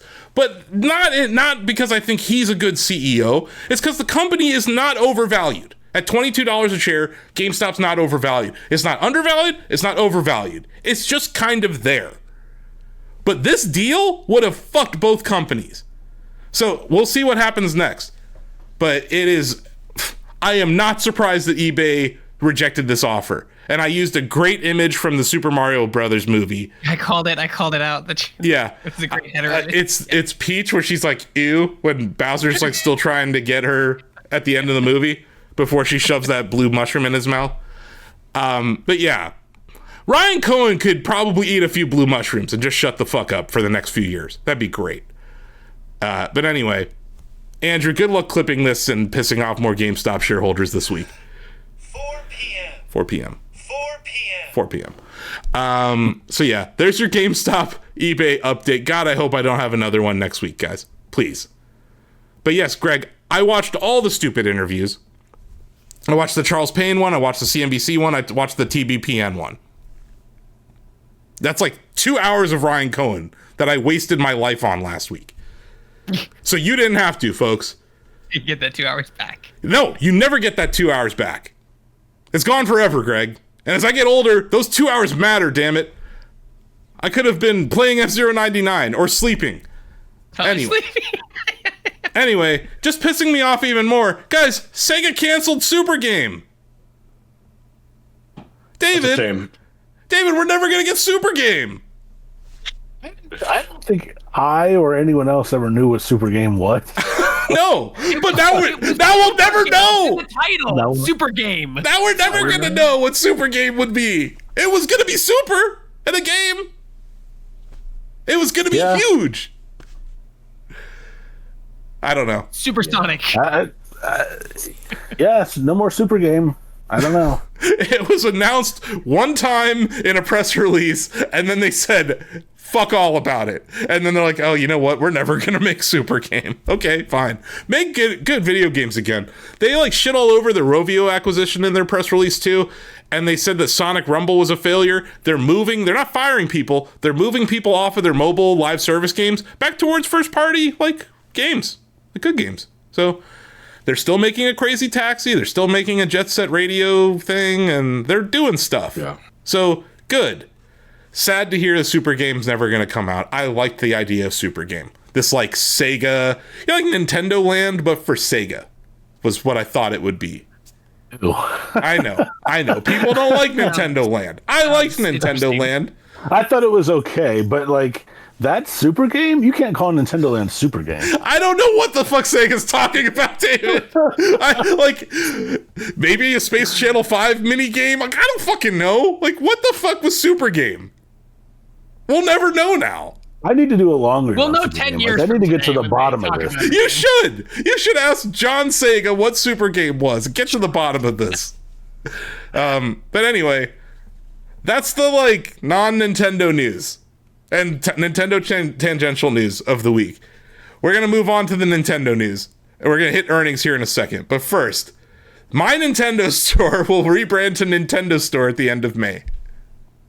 Great. There you go. Riveting news. less riveting. Metroid Dread developer MercurySteam has announced layoffs. This is not good news. Not great. And it does not bode well for that rumored Super Metroid remake, David. No, it does not, unless it's already been in development and now they're done. Yeah. So, does Super Metroid need a remake, David?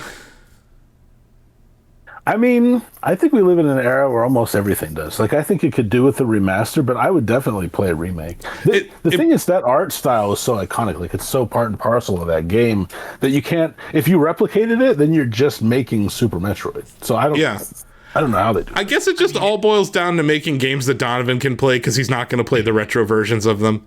I mean, it will when Samus shows up in the Star Fox movie. It's just one leap to another. You guys Samus is like, I was flying and I got pulled into a warp and then I ended up in the Star Fox universe. I'm just trying to get back to my galaxy. Yeah, I can see it. Samus exists that universe. There's bird people. Like, she is in that universe.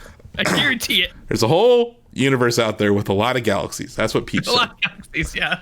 Anyway, one last Nintendo news story that dropped that I think will lead us into the earnings discussion. Nintendo Switch 2 Choose Your Game bundle is coming in June. The 3 games that you can choose from, Donovan, are Pokémon Pokopia, Donkey Kong Bonanza, or Mario Kart World. Now, if you're thinking about this economically, you should take the Mario Kart World bundle because you save $10 more. But if you don't want Mario Kart World, or if you've already bought it somehow... If you want the better game, pick the other 2. Wait, so you think... How dare you? Wait a second. So you're saying that Donkey Kong Bonanza and Pokopia are better than Mario Kart World? Yeah. Pretty comfortable. Donovan really hates that character roster, Asif. Like, it's just a burning hatred. Coin Cop just ruined it for him. Coin Copper ruined the game. I thought Bonanza was phenomenal. It was one of the best games of last year. I give it a 9 out of 10. And I haven't reviewed Pokopia yet, but I can... You know what Mario Kart World's never done to me? Dropped below 20 frames per second at the most ultimate moment. I've actually never seen a frame drop in Mario Kart World. Very few. And I'm playing 24 people online. And I love Donkey Kong Bonanza. Like, this is... What kind of ice cream do you like? Pick the ice cream flavor. Because, like... This is a pretty cool... I'll take the banana flavored ice cream. But I think this is a good idea. I think this is a good idea. It is a good idea. I think Pokopia is a system seller. So, like, people who want to play Pokopia, you can now save $20. That's good. That's the big one to me. It's the newest game. It's a Pokemon game.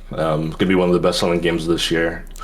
That's a pretty good deal. But it's also game. It's like a Minecrafty game. It's a building game. It's an Animal Crossing game. Like, it hits all the right. But it's buttons. Also really smart by Nintendo because this is not a new packaging. This is just, you can now do this if you buy the Switch 2 base unit, the $450 version. You can buy it for $500 and you get this digital download with it. That's cool. They've done this before, like with the 64. Like, I didn't buy one until bundled with something because I couldn't buy a game and the system at the same time. I had to wait until it came with something. And it didn't come in like a special box. I just got it at KB Toy. It came with it. Yeah. They handed me a regular box. Back in the day where bundles were literally just bundled together for you. They're just bundled. Yeah. So that makes sense too, because you have to make new packaging for that and like that stuff, and that's more cost. That's my point. Like the Mario Kart World bundle has the Mario Kart World logo on it and everything. These won't. Anyway, that sets up the rest of this discussion. I wrote this article. Nintendo Financial 2026 results overshadowed by dire FY27 forecast. So, guys, we've talked about, we set up the earnings release last week for our listeners. Nintendo outperformed their own projections. They sold 19.86 million units of Switch 2 from June 5th, 2025 to March 31st, 2026. That is the fastest selling video game console, home console of all time. That's pretty good. Period. Yeah, just that's the statement. Yeah. That's pretty good. They also announced a price increase. The Nintendo Switch 2 has officially been given a price increase. But it's not immediate. It will be September 1st, 2026 in Europe, Australia, and the United States, like North America. It is coming sooner to Japan. Japan, it is, I believe it's the 25th of May is when they're doing it. So, yeah. Not great. Not great. In other words, do you think that the delay was a way to encourage people to get Switch 2 for cheaper while they can?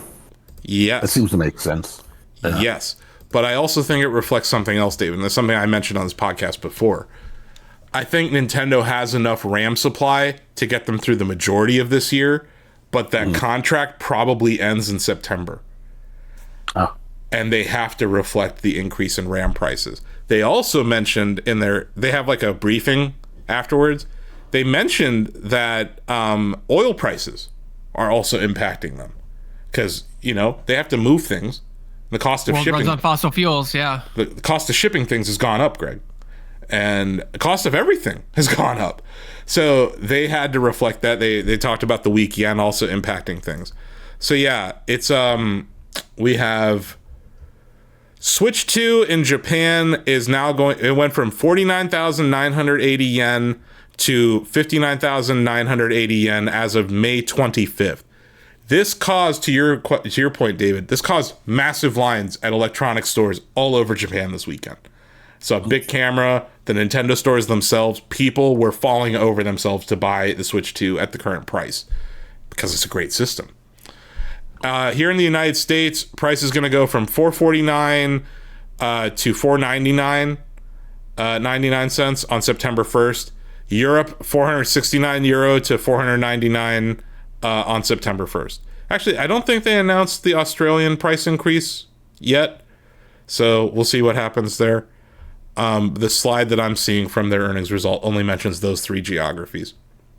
So yes, David, I do think they're trying to give their consumers time, right? Like, yeah.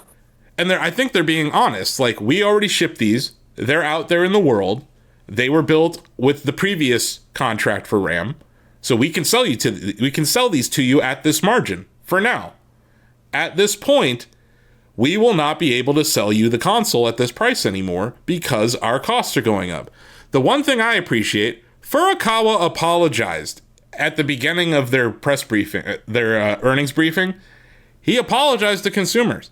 Have you heard anyone from Xbox apologize or anyone from Sony apologize for increasing their prices?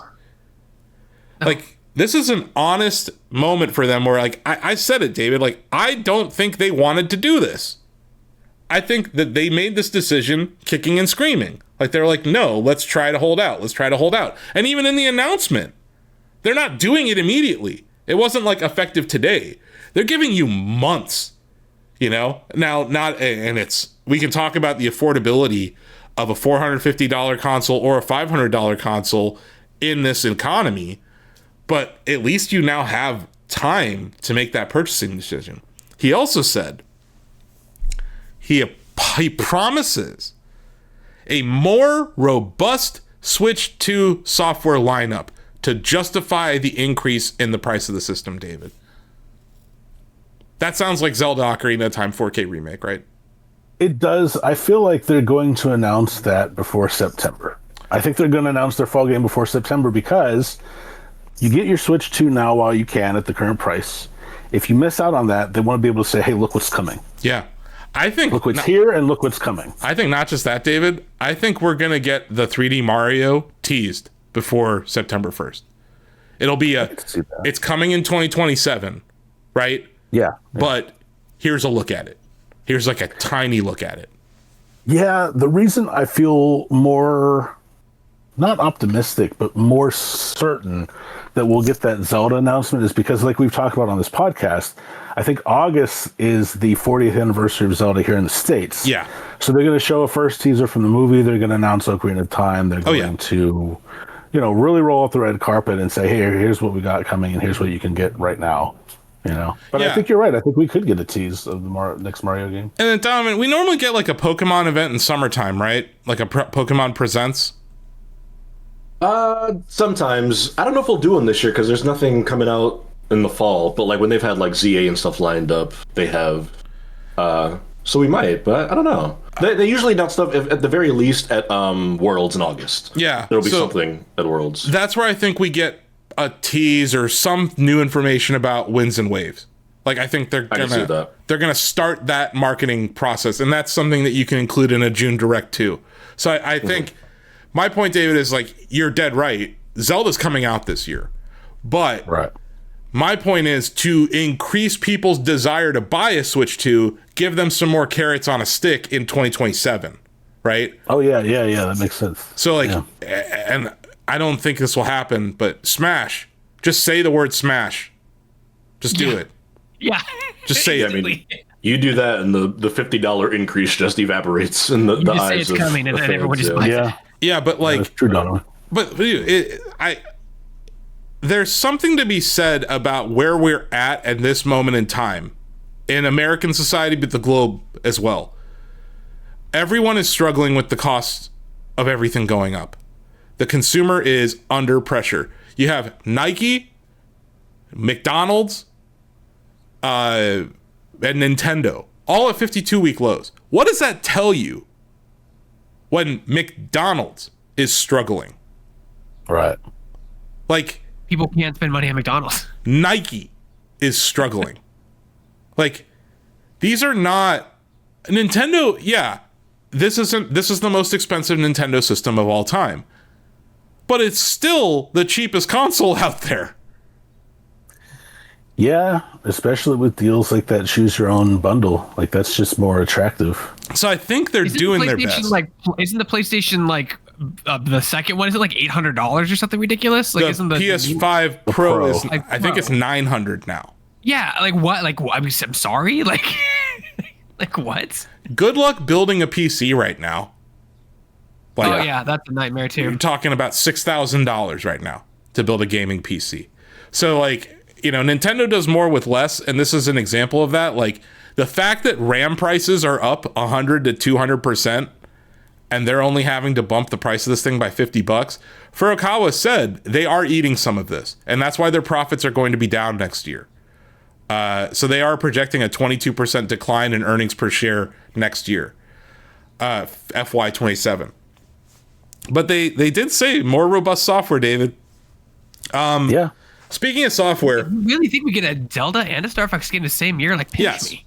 100%. Completely different dev teams. I think Monolith's working on the Zelda game, and obviously Koizumi's team, which this is so weird, David. This means they've done that thing with the EPD8, like where they've splintered. There's two teams. Yep. They're working on two things simultaneously, and neither of them are a 3D Mario game. What the fuck are you guys doing? But Donkey Kong Bonanza had been worked on for a very long time. So we know that wrapped up development last year. So that team is working on the 3D Mario game. And there's probably another team that was already working on 3D Mario. But like, where's the 3D Mario game in all this is the number one question. But the other thing, I just want to hit some unit sales. Pokemon seems to sell well. Water wet. Old and new Pokemon games, yeah. FireRed and LeafGreen have sold more than 4 million units combined. That's crazy. And that's after all the people on Twitter said, "Don't buy it. I can emulate it on this emulation device." Roar. Remake. It's a nice port, but it's a port. It's not even like a fancy remake. It is quite literally the ROMs of Pokemon Red and Green on your Switch, yeah. That's and that wild. just it speaks to the brand power of Pokemon. It's just in case anyone somehow forgets. But also, with the perspective I've seen a lot of Pokemon fans having is maybe this will finally light the fire into the Pokemon company to be like, all right, here is Silver and Gold and Ruby and Sapphire and Diamond and Pearl, and you can actually have all those games people have been asking since literally the last generation of Nintendo for them to do. I think the price point is a big factor too, right? Like, yeah. Mm-hmm. Yeah, Yeah, they now have proof that they can sell them, because that was always the theory, right? That they're not going to put these on Switch Online. They're going to sell them because they know people will buy them, and they did buy them to the tune of $4 million. So 4 million units. Units, yeah, sorry. That's $80 million. Which is crazy. Those 2000 for Game Boy Advance games? Game Boy games, yeah. 2004 games that were themselves remakes of the 1996 Pokemon games, yeah. It just shits money. Speaking of which, Pokopia, which is really weird, Donovan, because Pokopia is being published in Japan by the Pokemon Company, internationally by Nintendo. That combined sales number, 4 million units since launch. Yeah. Also, a game that's trucking along. I bet it'll see a spike this summer as people do the mad dash to get their Switch 2 before and the bundle, the September price increase. The bundle, yeah, a lovely game. Yeah, not surprising. A lovely game. Pokemon Life Sim, of course, is going to print money, and it helps that the game's actually very good. This isn't like people bought a shitty Pokemon game because it's Pokemon. They bought a very cool and inventive take on that series. I remember those days. But it is not all puppies and kitty farts here. Metroid Prime 4 Beyond, David, you teased this earlier. Still not a million seller on Switch or Switch 2. That is a categorical flop. Yep. That's a nail for future new Metroid games. No, I think. that is a nail in the coffin for Metroid Prime. That's it. This just surprises me. Prime, yeah. Even like if the game was like lukewarmly received, it feels like for a big Nintendo IP that had been like anticipated for years, even if people thought the game was bad, like I feel like 1 million by now on one of those platforms should have happened. Yeah, both platforms. Yeah, that's tough. On both platforms, you couldn't make it. I think it depends on the format. I think 2D Metroid is hotter than 3D Metroid for one thing. Mm-hmm. Yeah, I've always been the odd man out. Yeah, well, I mean, I love the first game, but I think I had all three, but I only really sunk my teeth into one. But what I wanted, I didn't really want a Prime 4. I wanted a new 3D Metroid series that was kind of unburdened by the Prime label. Mm-hmm. You know, I'm not saying that would have caused it to sell like 10 million units, but I'm not really surprised by this news, what if they went full Breath of the Wild with it instead of half Breath of the Wild, right? Like they said, it's a third-person game. It's an adventure game instead of it's a shooter. Ooh, I think people are still having... Yeah, people are still having nightmares from Other M. Yeah. Other M was so bad. I'm saying, like, maybe this is a franchise you just don't experiment with. It's the fucking Metroidvania genre. Maybe just make Metroidvania Metroid. And, you know, like, we're seeing it with Castlevania this year. Like, people are very excited for the 2D Castlevania game. Well, Dread sold well. Dread sold well, and that's the thing. It's 3 million. Yeah.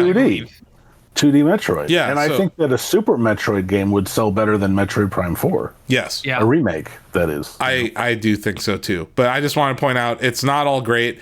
And honestly, software did not move like crazy in this December quarter. Considering it was the Christmas quarter, it could have been better. Now, they did beat their internal expectations for software sales and hardware sales. And they'd already previously increased those expectations, right? So 19.8 million units of Switch 2 shipped in that time period. That's impressive. Some other data points I thought were interesting. Nintendo has, as of the end of FY26, so it's March 31st, 2026, 129 million annual playing users. That's someone who has logged into their Nintendo Switch and played a game in the last year. 129 million people. There are not 129 million Switch 2s, guys. So that is a large percent of people are still playing games on their Nintendo Switch. Digital sales were 54.6% of total software sales in FY26. So it's happening.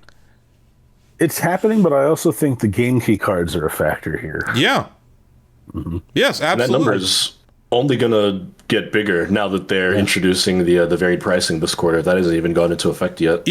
With the new release. Yeah, it's Yoshi and then Star Fox and so on. So once variable pricing shows up in this economy, who's not going to take the $10 off? You know, like I think a lot of people are going to be buying digitally. As a frame of reference, like EA, when they were publicly reporting, it was closer to 80% of their sales being digital. Take-Two, a similar number. It's like 85%.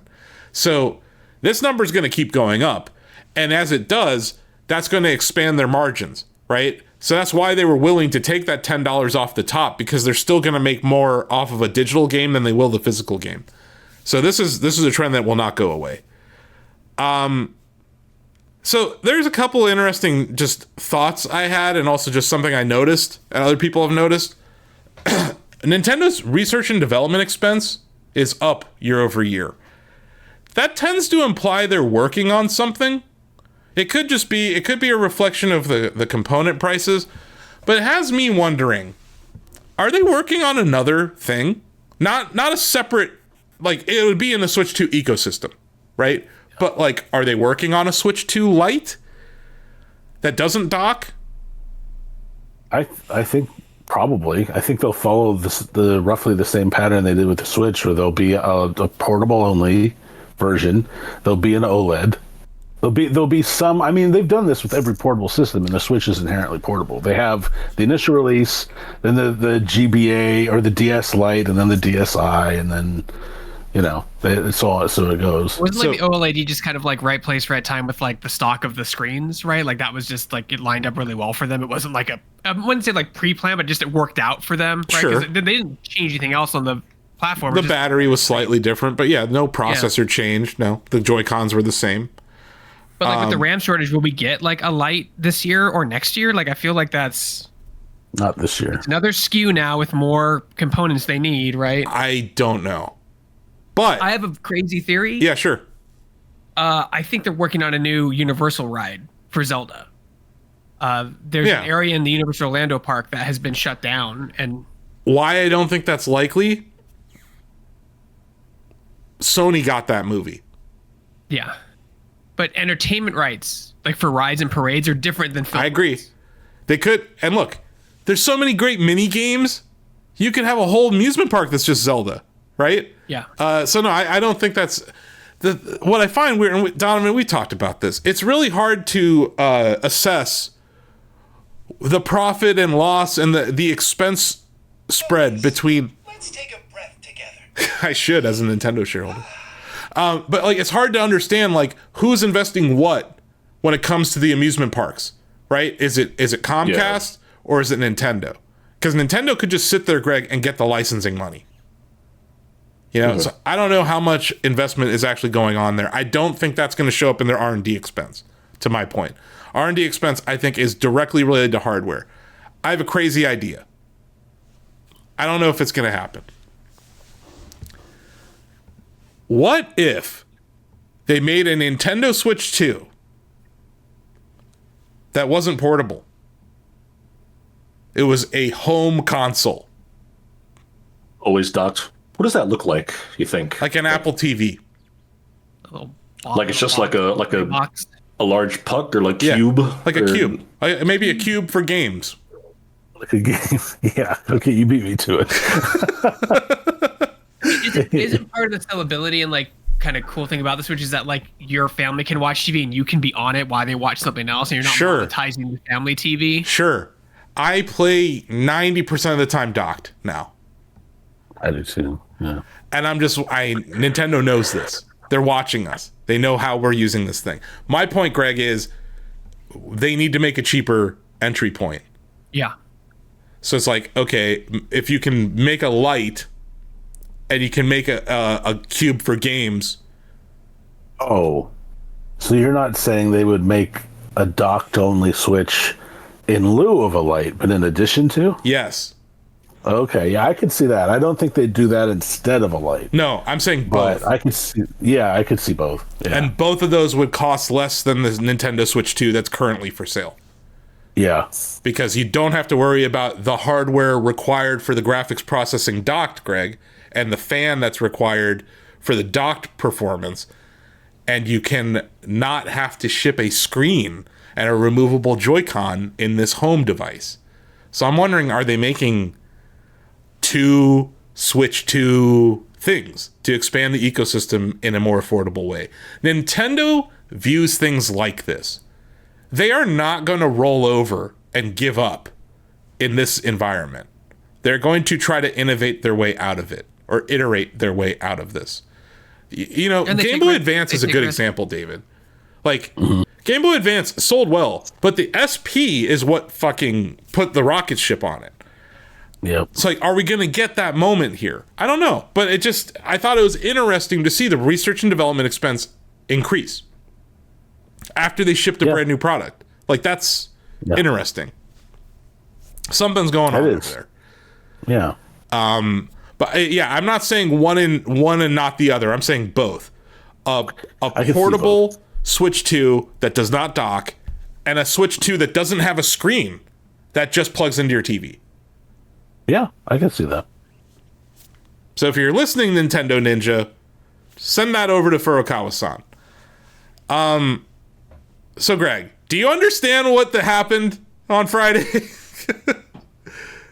I want to say I do, but at the same time, I don't want to look like an idiot on the podcast. But they've always, so basically what you're saying, they're worried about the 2027 forecasts. They're trying to temper people's expectations. Yes. They've never been overly optimistic. They've always been, you say, under promise, over delivered, unlike a lot of other companies that just say everything's going to be great all the time and numbers are going to keep going up. And so people are knee jerky, sell stock go down. Correct. So I didn't really talk about the forecast. They now expect to sell 16.5 million units of Switch 2 in 2027 fiscal. And what is interesting about that, Greg, if you combine year one, which is 19.86, with this projection of 16.5 in year two, that's more than Switch 1 sold in its first 2 years. So it's still, and even with this lowered expectations, it's still tracking faster than their most successful product of all time. So it's this really weird disconnect where like things are going very well for them. Like they made a good product. People seem to like their product. There may be not enough games because like how are you supposed to beat Breath of the Wild and Mario Odyssey in the same year? I don't think you can. You can't. Those are the two they're the flagship. That's the flagship. And you can't get a new Zelda and Mario game every year. And the thing that I'm seeing, this is what I saw this year. Like there was a huge rush for Mario Kart World, but it's kind of slowed down. The attach rate is still at like over 70%, but it's not 80% right now. No, Steve doesn't even play it anymore. He plays 8. No, he doesn't. He plays World. I've seen him play both, but it's not that he's like, no one's like, I'm going to go play Mario Kart 8 instead. It's just like, I'm sorry, that's not happening. We've been playing that game for 10 years. We're sick of it. As someone who played that game a lot on my Wii U. But what I think's interesting is like, so I asked, that's my one question. Like, what can they do to mitigate this margin pressure? And I think iterating on the hardware, innovating on the hardware is one answer. Back to that question about software. Is it possible that we'll continue to see games that come out on Switch 1? Because if you release a game on Switch 1, it works on Switch 2. Like we saw that with Tomodachi Life, which sold almost 4 million units, 3.8 million units since launch. I think yes, but not games that they really want to be technical showpieces. Correct. Yeah, like Ocarina of Time, Star No. Fox, not on Switch 1. No, nothing that's going to be 4K or 2K or frame rate is a consideration. No, but I'm saying like a new Nintendogs, like there's so many casual games that Nintendo can make that are more affordable too, guys, like $20 games, right? Yeah, this goes back to what you were saying a week or two ago, where we wanted to see more experimental stuff from Nintendo that also comes at a lower price point, which would make sense. And if he is focused on software, and he said he's focused on software that will move the Switch 2, that will make people want to Switch 2, then I guess that there's going to be a delicate balance there. I can promise you that if Pokopia could run on Switch 1 well, they would have done it. Like, I don't think they would have left out to try to sell the console. They would have tried to do it. I don't think so, man. First of all, I don't think there's any fucking way you could get that game to run on a Switch 1, Donovan. That's what I mean. Like, there's no way they were like, it has to be Switch 2. There's no way it can run on Switch 1. There's too much going on. That game would run like ass on a Switch 1. I don't know. That's just my opinion. But no, what? That's why it's Nintendo Switch 2 exclusive. Like, and it's moving units. And if it fits, if it makes sense, and they can do it, and they do it in the way Nintendo seal of equality can do it, they'll do it. I they think don't want another Donkey Kong issue. I think they're talking, David. Though I think your point about like showpieces will not do this, But like my point is, there are over 155 million units of Switch 1 out there, and those people are still playing games on their Switch 1. And hell, a lot of my friends who have Switch 2, they're playing Switch 1 games. This reminds me of the PS2 generation, where for a long time after PS3 came out, they were still making PS2 games because they had like 150 million PS2 users out there. And so, yeah, it would make sense that they would continue to do that for Switch 1. I think the third parties will support Switch 1 for a long time. I think we'll see more cross-platform Switch 1 games from third parties. Kind of like the Wii. The Wii had such a long tail when it came to third-party games. And I agree with that. Like a Just Dance or whatever, like games will keep coming out on Switch 1. Indie games have no reason not to ship on Switch 1. No, they don't. Like if you're making like a sprite work 16-bit game, like ship it on Switch 1, because you'll get way more addressable market. And my point is, this continuity of eShop has created this, I think, it's a challenge for Nintendo, where, David, we talked about, in my prolonged review of the Nintendo Switch 2 last year, that like it's like upgrading your phone, or it's like upgrading your computer. Like, David got this brand new monitor, Greg, and like the first game he fired up was Doom. Not 2016. Like Doom. I've seen he sent me gameplay. I've seen his new monitor. Yeah, you know what I mean though? Like, and David, I'm not shitting on you for doing that. Like, that's awesome. But like my point is, I get a new iPhone, I'm not like, oh, I'm gonna download this new app. I'm gonna use the same apps. Yeah. And I think that's what they've done with the Switch 2, is like Bill and his wife, they're playing Animal Crossing. David, you're playing Animal Crossing. That's a game you bought 6 years ago. Yep. You know what I mean? So it's like, it's not that their players are like, oh, I'm not going to buy any games. It's just that the games aren't out there yet that are compelling people to buy Switch 2 games. Like Kirby Air Riders is not a system seller. No, it's not a system seller. Donkey Kong Bonanza is not. My point, Greg, is we're not seeing this upward sloping sales curve to a game like Breath of the Wild or Odyssey that we saw that with that Switch. The Switch 1, it was like, congratulations on getting the Switch 1. Here's your copy of Breath of the Wild, right? Like, that was what people did. They bought Switch, they bought Breath of the Wild, right? They bought Switch, they bought Odyssey. Like, what is the Switch 2's game? I don't think it has that yet. I think Mario Kart World is great, and that bundle was smart, but it's not the system seller, David. It's not. Like, Pokopia might be closer. But like what I've seen with Donkey Kong sales, with Kirby Air Riders sales, and even oddly enough with Mario Kart World sales for now, is a flattening after launch. After that like first 6 months, it's kind of flattening. And that did not happen on Switch 1. That was not the case with Breath of the Wild. That was not the case with Odyssey. We all know very well about how Mario Kart 8 Deluxe sold a gajillion units. But like, and then Animal Crossing, right? Later in the life. So like, what is that game? I would put all my coins on Winds and Waves. Yeah. It's only on Switch 2. You can't get it on Switch 1. There is no Switch 1 version of Winds and Waves. It's only on Switch 2. But even Pokemon games, Donovan, they have their moment in the sun. Like, they sell their 20 million units, and then they kind of putter along, right? Like, they're not going to drive a system 2 years out. Like, you saw that with Z and A. Like, it hit, people bought it, and now it's kind of just there. So I don't know, Greg. Like, I do think it is a mainline Zelda game and a mainline Mario game that moves systems. And we are far away from the next Tears of the Kingdom. Yeah, there's no Zelda new. We're not getting that anytime soon. But we have Ocarina. Sure, but we have Ocarina. Let me ask you this, though. This is the fastest selling game console of all time. What has driven that? I think it's Mario Kart. I think it's a combination of things, but I think Mario Kart is still in that first position. Oddly enough, I don't think it's a game.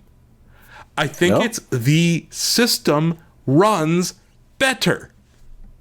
It's a better Switch. Yeah. It's categorically better. Even games that didn't get a Switch 2 edition run better. Your Animal Crossing runs better. My games load better.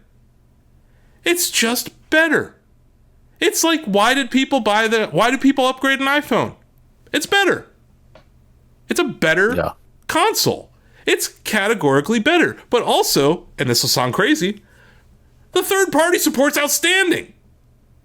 Like, we got fucking Final Fantasy on this thing. You got Resident Evil 9 on this thing. Yeah. Like, Madden on this thing. Like, that was impossible on the Switch 1. Yeah. I think that's a bigger deal than people realize. Is that, like, that it's not one thing. It's that people trust the Nintendo Switch brand as this is my device, we're used to this, and the continuity of purchases is a big deal, right? Like, that eShop continuity, I think, is the number one selling point, David, more than any individual game. I agree with that. That's actually one reason when I got a 3DS, I just bought physical games because I knew digital purchases from, like, the DSi, for example, weren't going to carry over. Yeah. But as soon as I realized, like, with what system was it? Maybe it was Switch, maybe Wii U. I don't remember. But as soon as there was continuity, Wii U. As soon as there was continuity, I was like, well, this is a reason to upgrade right here. You know, so that makes sense to me. Yeah, so I think continuity is one thing. I think just the hardware being better, 4K graphics in some cases, like the fact that I can play Tears of the Kingdom now at 60 FPS, right? And it was a late Switch 1 cycle game that kind of ran like ass at times, right? And I think it being a better Switch is a large point of that. But Greg, do you get it? Yep, I get it. So in conclusion, fuck AI, it ruins everything. Everyone is blaming Nintendo for, Nintendo's being greedy. Go knock on Jensen Huang's door.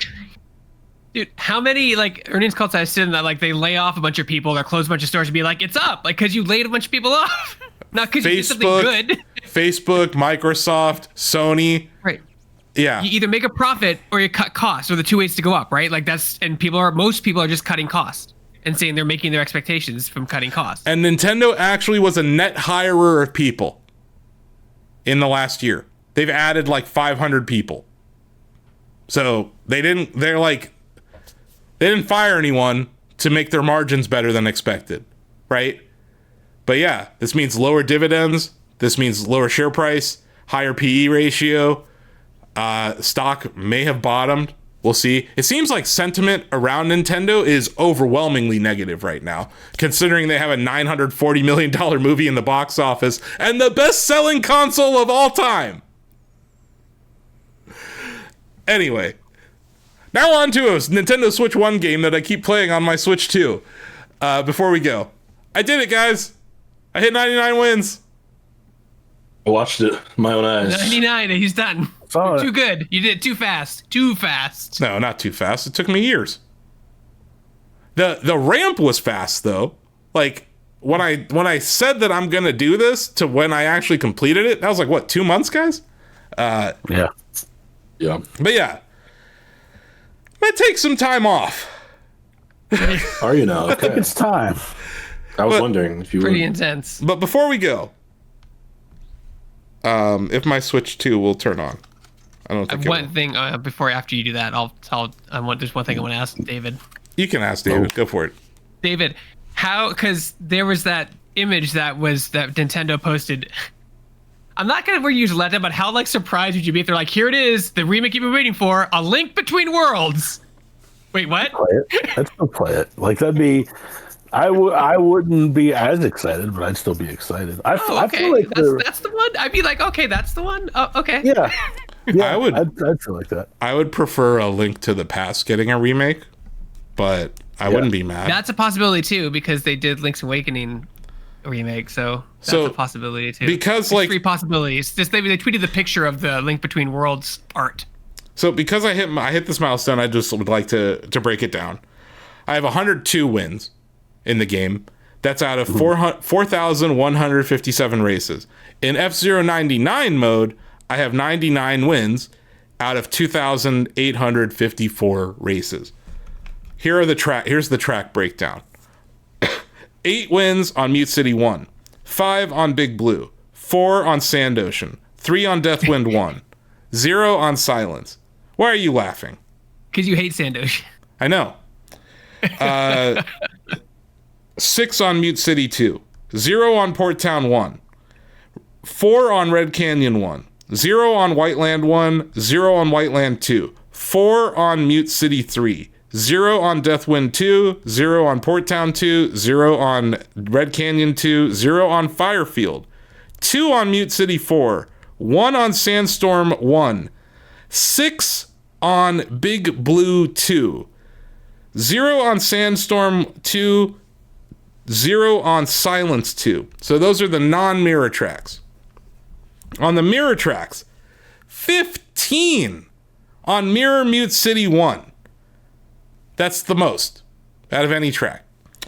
1 on Big Blue Mirror, 1 on Mirror Sand Ocean, 6 on Mirror Deathwind 1, 0 on Mirror Silence, 8 on Mirror Mute City 2, 0 on Mirror Port Town 1, 3 on Mirror Red Canyon 1, 0 on Mirror Whiteland 1, 0 on Mirror Whiteland 2, 10 on Mirror Mute City 3, 0 on Mirror Deathwind 2, 0 on Mirror Port Town 2, 0 on Red Canyon 2 Mirror, 0 on Mirror Firefield, 7 on Mirror Mute City 4, 2 on Mirror Sandstorm 1, 5 on Mirror Big Blue 2, and then 0 on Sandstorm 2 Mirror and 0 on Silence 2 Mirror.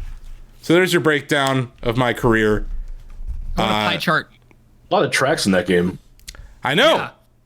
It's awesome. And the mirror, you double it, which is even crazier. So like, yeah, and they are very different tracks, Greg. Like I would say that the mirror tracks are actually more challenging. So it's interesting when you look at my distribution of wins that I tend to win more on the more challenging ones. You will notice like I haven't really won on a lot of the pro tracks because that's a random playlist that doesn't show up all the time. So I will try to win, like, you know, like now that I've done this one goal, my next goal in the game is to win a Grand Prix, but I'm going to take some time off. I think I'm gonna play some Mixtape and play a little bit of Tomodachi Life and, you know, maybe get back into Pokopia. I so want to film a fake press conference with you announcing this like it's like a sports athlete, you know? I think I would take some time off with my family and Tomodachi Life. Yeah. For now. It's like when, you know, I was talking, I've been harassing Bill and David with clips of my F-099 performance in our group chat on Slack. And just kind of giving them an update. And Bill's like, so what's next? And he's like, I was like, you know, I'm probably going to stop. But it's like, Donovan, you watched it last night. I'm in a bit of a zone right now in this game. You won your first game on the stream to get 99. Yeah, like I was like, oh, we're on the road to, I'm like, here's the end of the road. And then I did it on the first try on stream. And then I won the next race. So I hit 99 and 100 within 5 minutes of starting my stream. So it's just like, I've been on a bit of a heater in this game. So it's kind of like when Jordan left after the three-peat, Donovan, to go play baseball. You know? Like, was it the right decision? I don't know. Was it because he was in a gambling thing? Maybe. I'm not. But, yeah, it is weird. Because, like, I'm on a heater, but I'm like, yeah, I'm going to stop. I'm also S19, the highest I've ever been ranked in the game. I'm one away. If I get to S20, I qualify for elite ranking. So I'm like real close to that. But yeah, I am going to take some time off. Which means like I'm just not going to play it constantly. I've really been playing it like it's my job the last few months. But yeah, I want to play Mixtape. And like Tomodachi Life's really fun. I made Pablo Torre in it recently, Donovan. So like, yeah, I got stupid things I want to do on my Switch too. But that's it's a perfect example though, David, because I you know, we're friends on Switch too. I see what you're doing. You play Animal Crossing. Yeah. I play F-099's on Switch 1. I've been playing this since before the Switch 2 existed. And it's like, it's the game I've played most this year. So like, right. It goes back to that point that we were making earlier, that like, the Switch 2's greatest feature is actually like a detriment to selling other games. But yeah. I think in the long run, it's really good for their ecosystem. And it's good for consumers. People talk about how like Nintendo's so anti-consumer. This is the continuity of eShop is very pro-consumer. Like extremely. Yeah, it is. And even the continuity of the cartridge. Like that you can play Switch 1 cartridges on your Switch 2. And I know that the DS did that with the Game Boy and even the 3DS with the DS, but like this is the first home console from Nintendo to really nail digital continuity. And I think that is the biggest feature. Aside from the furry VTuber thing that they showed in the Star Fox Direct. That's the other system seller. So, folks at home, look forward to a future podcast where we are all going to have our personas on Game Chat. We will record a podcast on Game Chat.